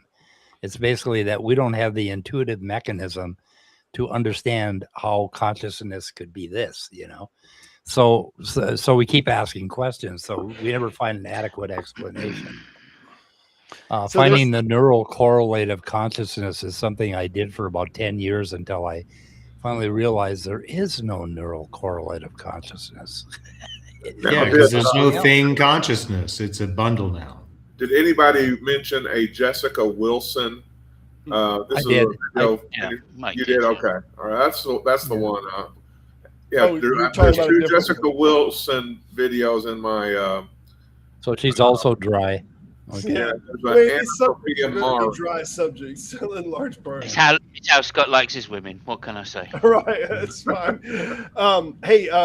We were mentioning something earlier that kind of segues into the question that was here. Consciousness is the state of being aware of one's existence, and a mental, physical process. Mind is the process. Whether these are considered sufficient or not, I just wanted to say David Chalmers, that came up with the problem. The hard problem, or he coined the term, had a video interview that he was on. What's that damn show that Neil deGrasse Tyson is on all the time? Star Talk. So David Chalmers was on Neil on Star Talk, and they talked about how the goalposts of what is the kind of definition of consciousness has been getting moved over the last 50 years. And in large part now what would have been considered consciousness in 50 years ago, what we now have as AIs would have been marked as handedly, that's consciousness. But now we've kind of slowly but surely kind of added definitions to inside of academia, to the degree that post has been moved, that they're not considered consciousness. And I think that the ideal of self-recognition has been around for a while in academia, of that this is consciousness. But when you read older philosophers talk about and use the word consciousness, they don't have a connotation of self-recognition. that they have to recognize themselves or know what their own autonomy and all is about for that terminology. So that might be more modern in academia, that is kind of a hallmark of consciousness. But I think it's now went a little further to the degree that it's presently eliminating AI. But I think the post does move a little bit. Yeah. Yeah, I don't know. This, you ask AI, about itself, and it'll give you answers. I'm not sure that we don't do much anymore. That isn't all we do too, basically. Yeah. When we stop and ask. But I mean, if the definition of consciousness is being self-aware, then most of our lives are spent unconscious. We're not self-aware. We're just doing stuff, right? We're asleep, yeah. Well, the cleaner fish, that blue little cleaner fish on a paper that's very recently come out, I think came out in February, is now, it's passing the Mark test, and it's passing it very quickly. Wow. So now, if under this definition that you gave here, then that little blue tiny cleaner fish that cleans the garbage out and dead skin, it's now conscious. It's aware of itself, its own existence. And there's also, inside of the same study, talks about behavior of other that would indicate other animals recognize it. And it goes on about that the female of the cleaner fish often bites a little too much of the good skin, and that many times the male fish will chase it down and punish it for doing so if it bit a little too much. And then it's almost like a sense of reputation because other fish allow them to clean, and that it might be a preservation behavior of the reputation so that they're allowed to clean this dead fish. Other fish might not want them to do it if they bite a little too deep, so to speak. So is this a sense of recognition of self and your behavior that it's going to affect whether you're going to able to continue to do what you do? I don't know, but it's an interesting paper. Antoine, the Russian guy that does a bunch of the science videos, I'll come up with a link, but he's the one that's talked about the paper and has the paper linked. But that's a kind of an, Yeah, I spotted that recently, and I didn't watch it, unfortunately. I have my sense of self from my mom yelling at me. So, Mikey, stop it. But I mean, that's kind of where we develop this social sense of self very early on. Just it's that interaction with our parents very early on. And it isn't much more than that. It really falls apart when you start to think about it. We were talking off before the show about what is it called? The transporter paradox or whatever, or something. Yeah, that sort of thing. Too much of this happens atomistically. I agree. And again, we have loads of evidence from like experiments with both non-humans and natural experiments with humans who are placed in social isolation at critical points in development. And what we see is that minds and brains don't develop properly without social interaction. So in one sense, we should expand the concept of embodied cognition, at least in humans, from simply being something that a mind within itself, by itself does, to something that an organism that grows up in a certain social circumstance with certain social facts can do. This is sort of Heidegger's idea of Geworfenheit, where nobody exists separate from how their dice were thrown, right? Yeah. Another positive mark for evolutionary epistemology. I got to get a list of Heidegger words. Goddamn Germans. Well, that's what makes German so delightful, is that they can always just force you into a brand new word that then seems like it makes sense. Well, some Native American languages too do these wonderful things that are kind of like the German, colliding a bunch of words together. Like they have they think of a bay as waves shaping the shore somehow in Ojibwe, and it's really interesting. It just kind of bends your mind. They think of things more verbally, like more in motion than as a noun, the bay, Yeah. the bay is a certain shape. Yeah. Well, and this It's is one of the really- real crises of like language loss around the world, is that there are these Yeah. really intense and deep ways of knowing things that have been developed over millennia that we're losing because everybody's learning English, Spanish, and Mandarin. Yep. Yeah. There's a language that doesn't use like positional, like this is left or right or this way. It uses everything as like north, south, east, and west. All the cardinal directions are described, and they don't even have above and below. Exactly. And what's so great about it is their positional awareness of where they're located. Oh yeah, is they know it exactly all the high. time. But it's because it's a part of their vocabulary. And I thought that was a very interesting thing. That's a great example of how like your vocabulary and your vocabulary tradition is affecting like your awareness of mind and like where you're located. Absolutely. That's a good example of Gewovenheit. I think I can't remember who said it, but somebody, I think probably a comedian, said something like English can be defined as why use one word when 10 will do. Yeah. Yeah. The rabid atheist had a interesting comment. The one that starts with thanks. I'm having a sense that apologists. It's on the screen.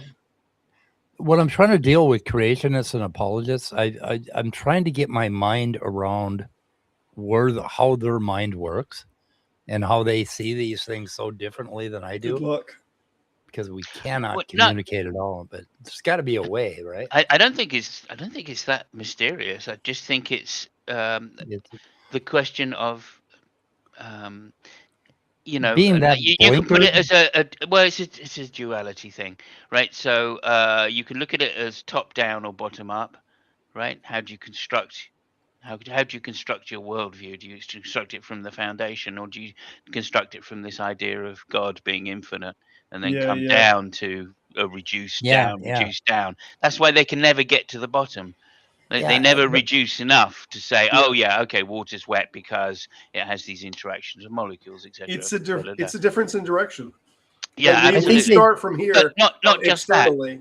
Not just that. There's also that difference between, I guess, axiological explanations and nomological explanations. Yeah. Right? Yeah. So that's part of it as well, right? So they always want to say, well, what's God's purpose?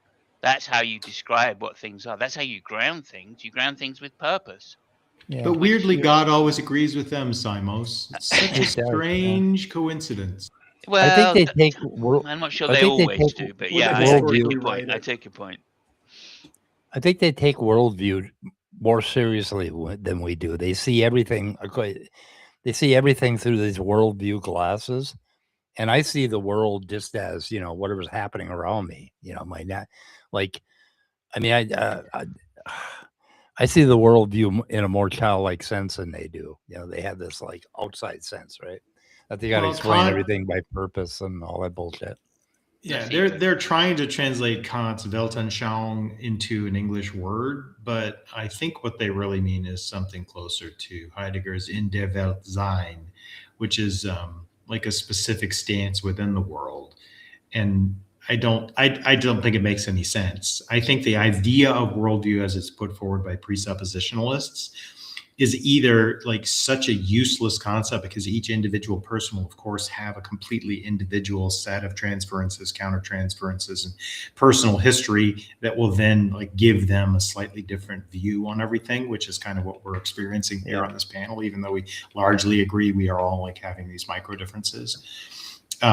Or it's the idea that somehow you're subscribing to some ism by simply using language. And to me, that's just like a crazy talk. Like, what's your worldview is the dumbest thing in the world. Like, do you have 700 hours for me to like then describe to you in detail what I think about like what people should buy when they go to the grocery store? Like, do you want to get down to all that or what? But theirs is simpler than yours, though, Kurt, is why they say that. Theirs is super simple because theirs starts on a singular proposition of God is, and that's the foundation of their worldview. So God is everything else is for any idea that they don't understand. It's really just a shorthand for I agree with me, and I want to grammatically intensify my words by adding a God. I heard Fair. a good explanation of somebody disagreeing with worldview.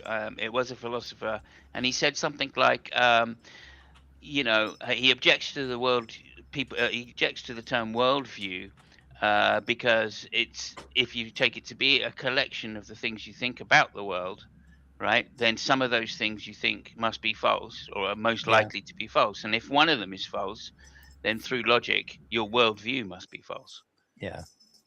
Right? That's So, I interesting. mean, like, okay, yeah, I get what you're saying there. It seems to be a fairly ineffective term. But of course, Right. Yeah. It's being used as a cudgel, not as an Yeah. illuminator there with the precept Yeah. use of it. Yeah, The crazy there's thing very little about nuance, and even with grounding, they don't care about grounding. To them, grounding is God and the magic pipeline that keeps reality real or knowledge knowable or something. Yeah, no, absolutely. yeah, and the Like, crazy thing about they can. Sorry, let me just say I think one of the main motivations is that when they go through these problems of justifying things, they end up at the trilemma, and in one of those cases, right, they think that dogma can be justified, yeah. right? Yeah. They don't think it's arbitrary because it comes from God, right? That's your justification right there. Now I know Well, it's a terrible argument, right? But if you take that as your starting point, then you don't have to face, the yeah. Agrippa's trilemma. So My best explanatory of them is when we watch a chicken cross the road, we seen a chicken that crossed the road, but they say, "But why did it cross the Why road?" did And the they tie chicken it back cross to the God road? somehow. So anyway, we have a question on here. Question, guys, have you heard about the ape and the child study conducted by psychologists Winthrop Niles, Kellogg, and Lua Kellogg? I'm not sure if this is the one about the memory test. Is this about the long-term and short-term memory test, or what's this one about? I don't know it by the name. Anybody I know know? there have been Yeah, I'm studies not like familiar with it. comparing the development of humans to the development of chimps at a certain rate, and then Yeah. of course, they've even gone back and compared, infant or teenage Neanderthals to human children, just to see where they are at pretty much the same spot in their chronological development. And so, but I don't know if I've heard of this one in particular. It just depends on what they say.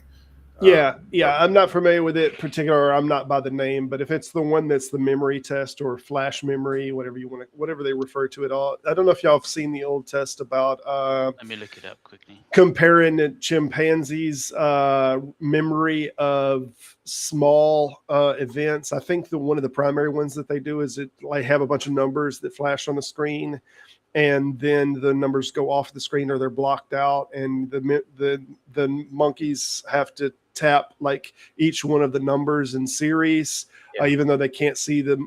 Them and monkeys, chimpanzees specifically, do tremendously better than adults on this. And while children do score the highest on this, chimpanzees still beat them handedly quite regularly. So they seem to have. It's not close. Like they're so much better at it than. Oh yeah, they beat them like by a mile. But children are still significantly better than adults, it seems, or they're measurably better about it than adults are.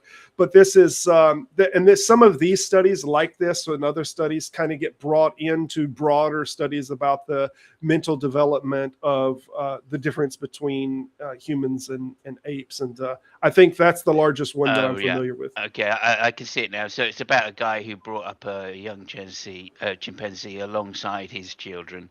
Interesting. And at first, not surprisingly, I guess, that the chimp outperformed the human by quite a way. And then as the human progressed, the human then started, or the human child started outperforming the chimpanzee on most measures. But that's exactly what you'd expect, right, from an evolved creature, right? Like, chimpanzees, although still fairly vulnerable after birth, they're not as vulnerable for nearly as long.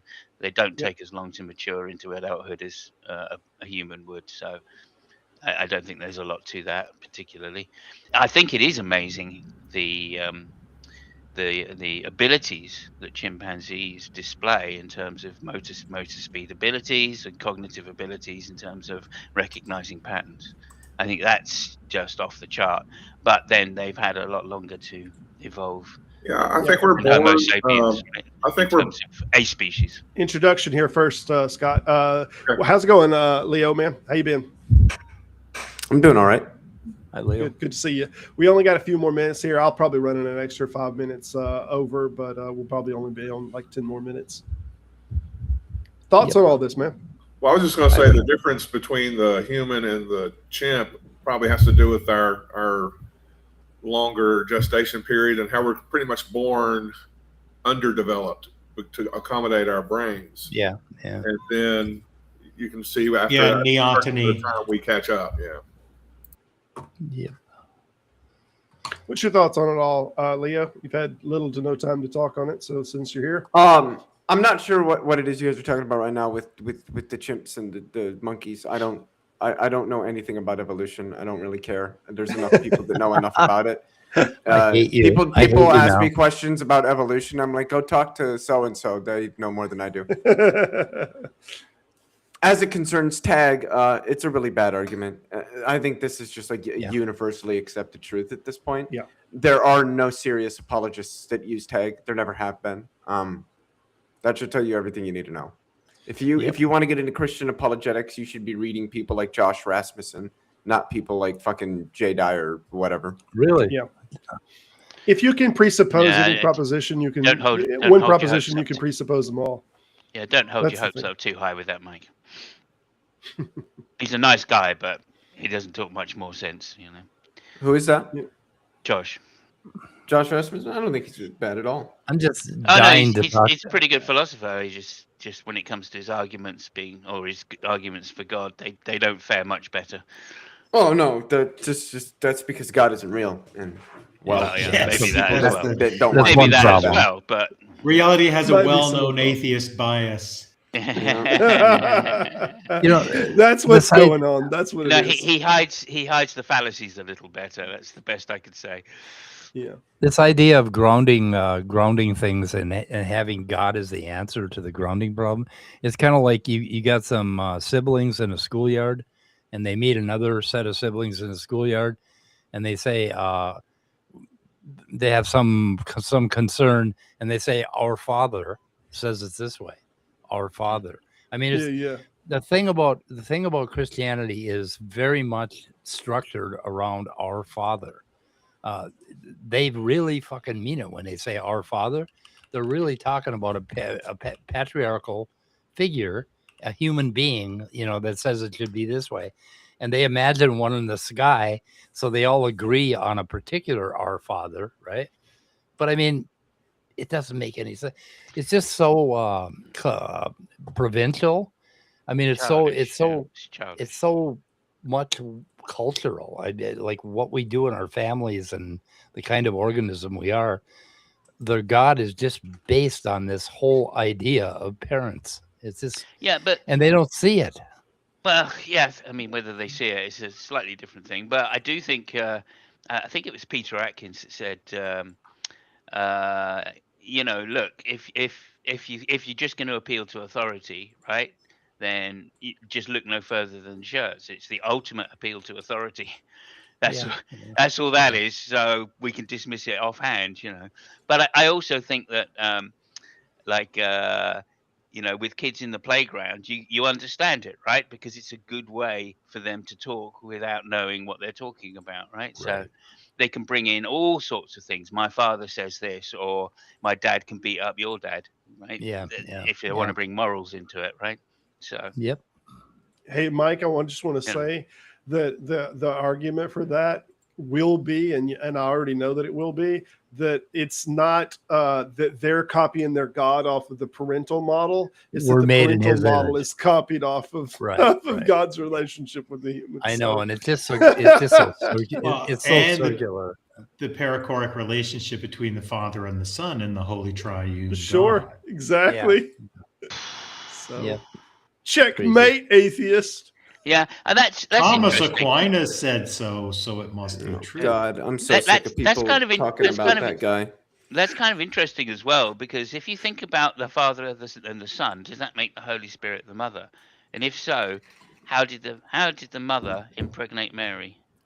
So there's actually a lot to say about this subject, Simon. She can change gamete size with no difficulty at all. Gamete size is such a trivial contingent property, whereas the actual nature would be unaltered by the size of the gamete. So all of the references in the Greek in the New Testament, when it mentions the Holy Spirit, it has a neutered form of the word. In those that don't have a neutered form, will have a male form. Whereas in the Old Testament, in the Hebrew, all of the times that the Holy Spirit or the Holy Ghost is mentioned is all a feminine form, except for 5, which have a male form. And this was talked about. Dan McClellan talked on this. One of the ones that said that that God deceived, or that the Holy Spirit allowed them to deceive, to lie to, it was one of the 5 that was mentioned in a male form. So every single time, except for those 5, every connotation of God's spirit is mentioned with a female vocabulary. Yeah. And that's the Old Testament you're talking about. Yes, that's Old Testament. New Testament's neutered. So presumably they're talking about who was the name of Yahweh's wife? Oh, yeah, I don't know about that. It just says that God's spirit. Well, God's wisdom also is referred to as a female. It has a feminine connotation, and that's a whole other like Greek study thing there. Who is the Greek god of wisdom? Exactly. Okay. Yeah. Ken Ham just recently. Tag makes another assumption that it doesn't include in its presuppositions, but it must make this presuppositional axiom as well, which is that not only does God ground logic, but that God is always truthful, which the scripture does not certify, right? Right. Yeah. So Ken Ham just had a big thing about how he's going after that Texas, the guy that's running for the Senate in Texas. I forget his name, but he holds that God. Who's it? James Tallarico. Yeah, right. So he holds that God is a neutral gender, has no gender. And Ken Ham just wrote a big blog about it. And I was thinking about it. It's like, okay, Ken. And I posted on his blog. I said, okay, so you think God has a penis? God's got to have a pecker. He's got to have a pecker. Gotta have it. And it must necessarily be uncircumcised for us to have been made in his image. But if he has a penis, yes. God has a penis. Male. What does he do with it? Does he use the bathroom? I just don't know. The funniest thing about this, the Mormons have a solution if they want for to that, say, which is yes. If they want to say that God has a gender, then they'd have to admit that they agree then that gender is not something rooted to or connected to biology, which God does not possess. Go. Right, there you go. There you go. Yeah. I think Tom Rabbit made a good argument once, didn't he? It's the transgender Jesus argument. And it starts with one simple question. Prior to his incarnation in human form, was Jesus a man? If the answer is if you say yes, then oh God, I haven't ran this in a while, so I might get the horns mixed up. Yeah, you're gonna mess it up. So I probably am gonna mess it up because I haven't ran it in a year because nobody comes and talks about trans stuff, which is actually probably for the better because they're just humans and you should leave them the fuck alone.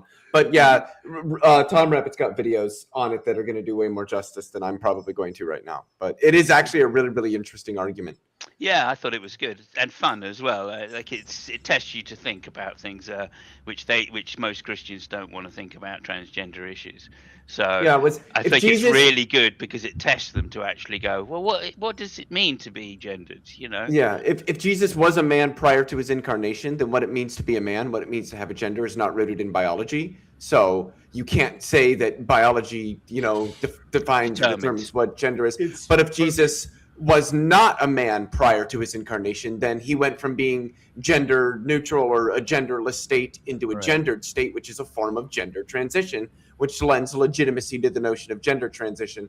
And so, religious trans bigots are kind of caught here. You either have to acknowledge that gender is something that is over and above biology, or you have to acknowledge the legitimacy of gender transitions. But Leo, if which one are you going to take there, bigot? But Leo, if that was so, then why would Thomas saying 1:14 say that he was going to transform Mary into a man so that she could be saved? Apparently, God does this sex is change after operations. he put his fingers in Jesus's holes. So I don't believe you're really Jesus. Well, here, come finger my holes, and you will see that I am real. Yep. I tried that. I Even tried as that a, on a girl once. Didn't work. Even as a missionary Baptist teenager, being taught fundamentalism and landmarkism, and the preachers would say, really, God doesn't have a gender. He's neither male nor female, although they would say he, and they had a reason for explaining away the use of gender and gender terms in the Bible. But it's a weird position for people like Ken Ham to take. They're letting their politics define their theology. It's not just theology defining the politics. It's working its way back, because classically it's just understood that God didn't have gender.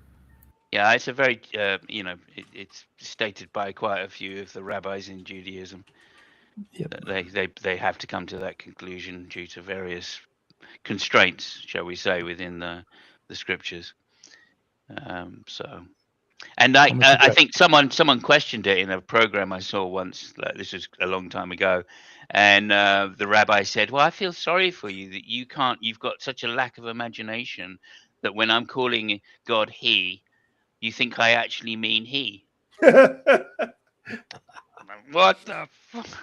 And this is all based on the fact that the beginning of the conversation was the rabbi refused to shake the producer's hand because it was a woman, and they said, well, why? He went over and shook the presenter shook his hand, and said, yeah, you wouldn't shake my producer's hand. Why was that? And he goes, well, she's a woman.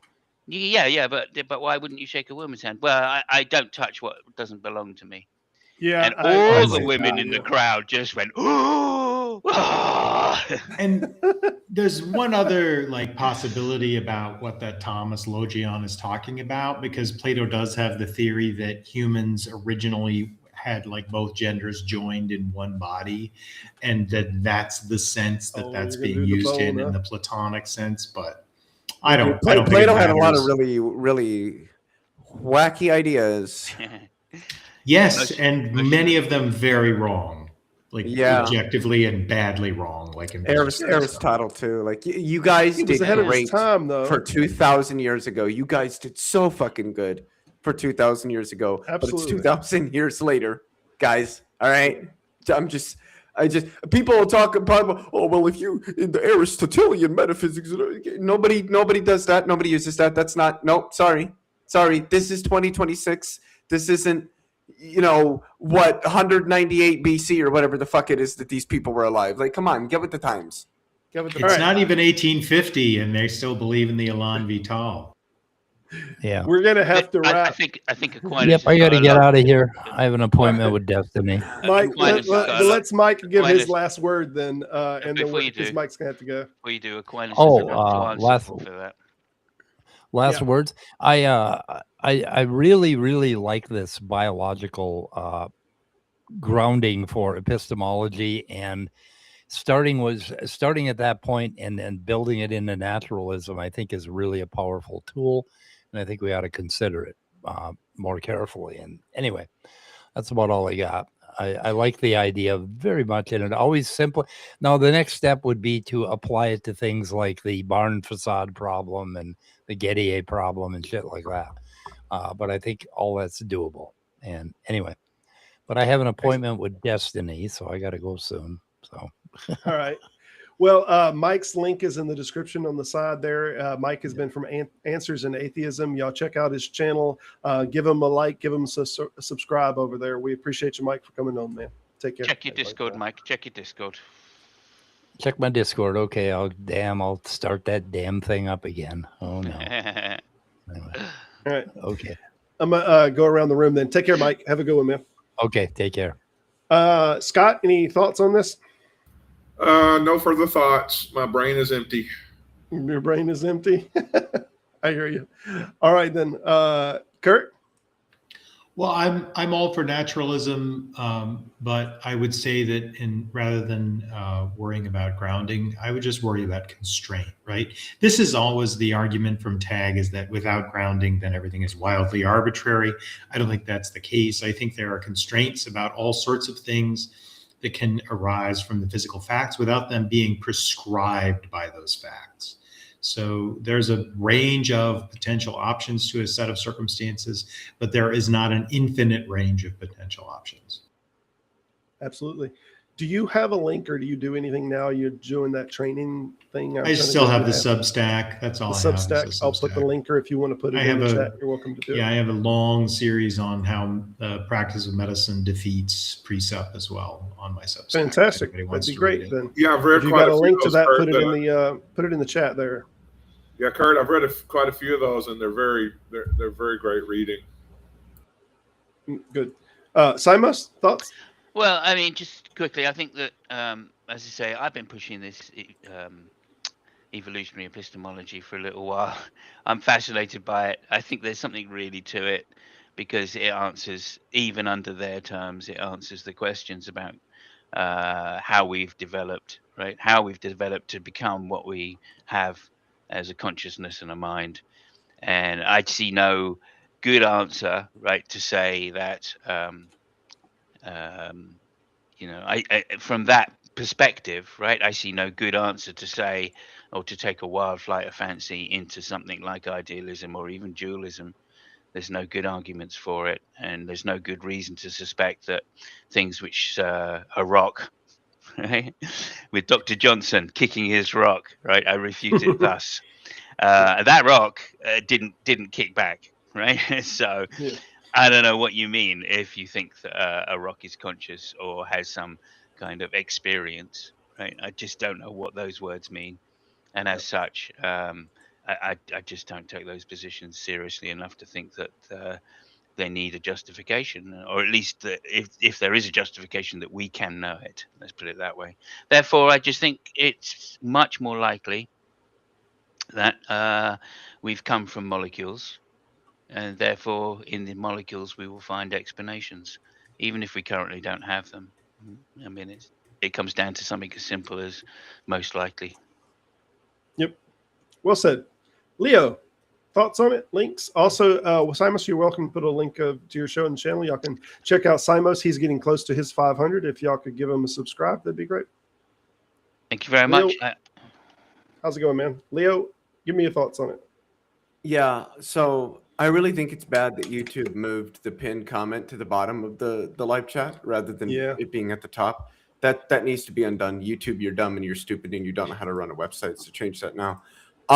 With respect to Tag, it's just bad. It's just really bad. With respect to grounding, if you want to know more about that, you should read people like Jonathan Schaefer or Kit Fine. The SCP has a pretty good article on metaphysical grounding that I think is worth reading for anybody that's a little bit more interested in what that is, what's trying to be captured by that concept. Also, since some stuff about the mind and consciousness was talked about, I did a stream on Friday responding to Emerson Green and Ralph Stefan Ware, I believe I'm getting that right, on the interaction problem, which is probably the foremost problem that non-physicalist views about the mind have to face. If you're interested in stuff like that, you should go check out that live stream. Yeah, it's a good time. And you should also check out Emerson Green's channel, because he's got a lot of really good content on there. Fantastic. And if you can, put your link in the description there. People check you out. I'll try to pin these things in the video description. Yeah, YouTube.com/Leophilius. All right. Fantastic. And I'll put them in the video description whenever this gets posted up. It'll have them inside of the description. Everyone, I thank you for joining. I thank our guest, Mike. Mike, appreciate the riveting conversation there. I thank all of our panelists for coming on and having this conversation. Next week is going to be the first of the month show. Every first show of the month, we do a complete open panel chat. Anyone can come in. We don't have a pinned subject. Anyone and everyone can come in and have a conversation. It's wild. It's crazy. It's the Wild Wild West, man. Kurt's already set up for it. You can see that with his he's the gunslinger has got his guns on already. So anyone and everyone's welcome on that show. But as always, I thank you for joining, and remember to remain skeptical, and y'all have a great one. Take care.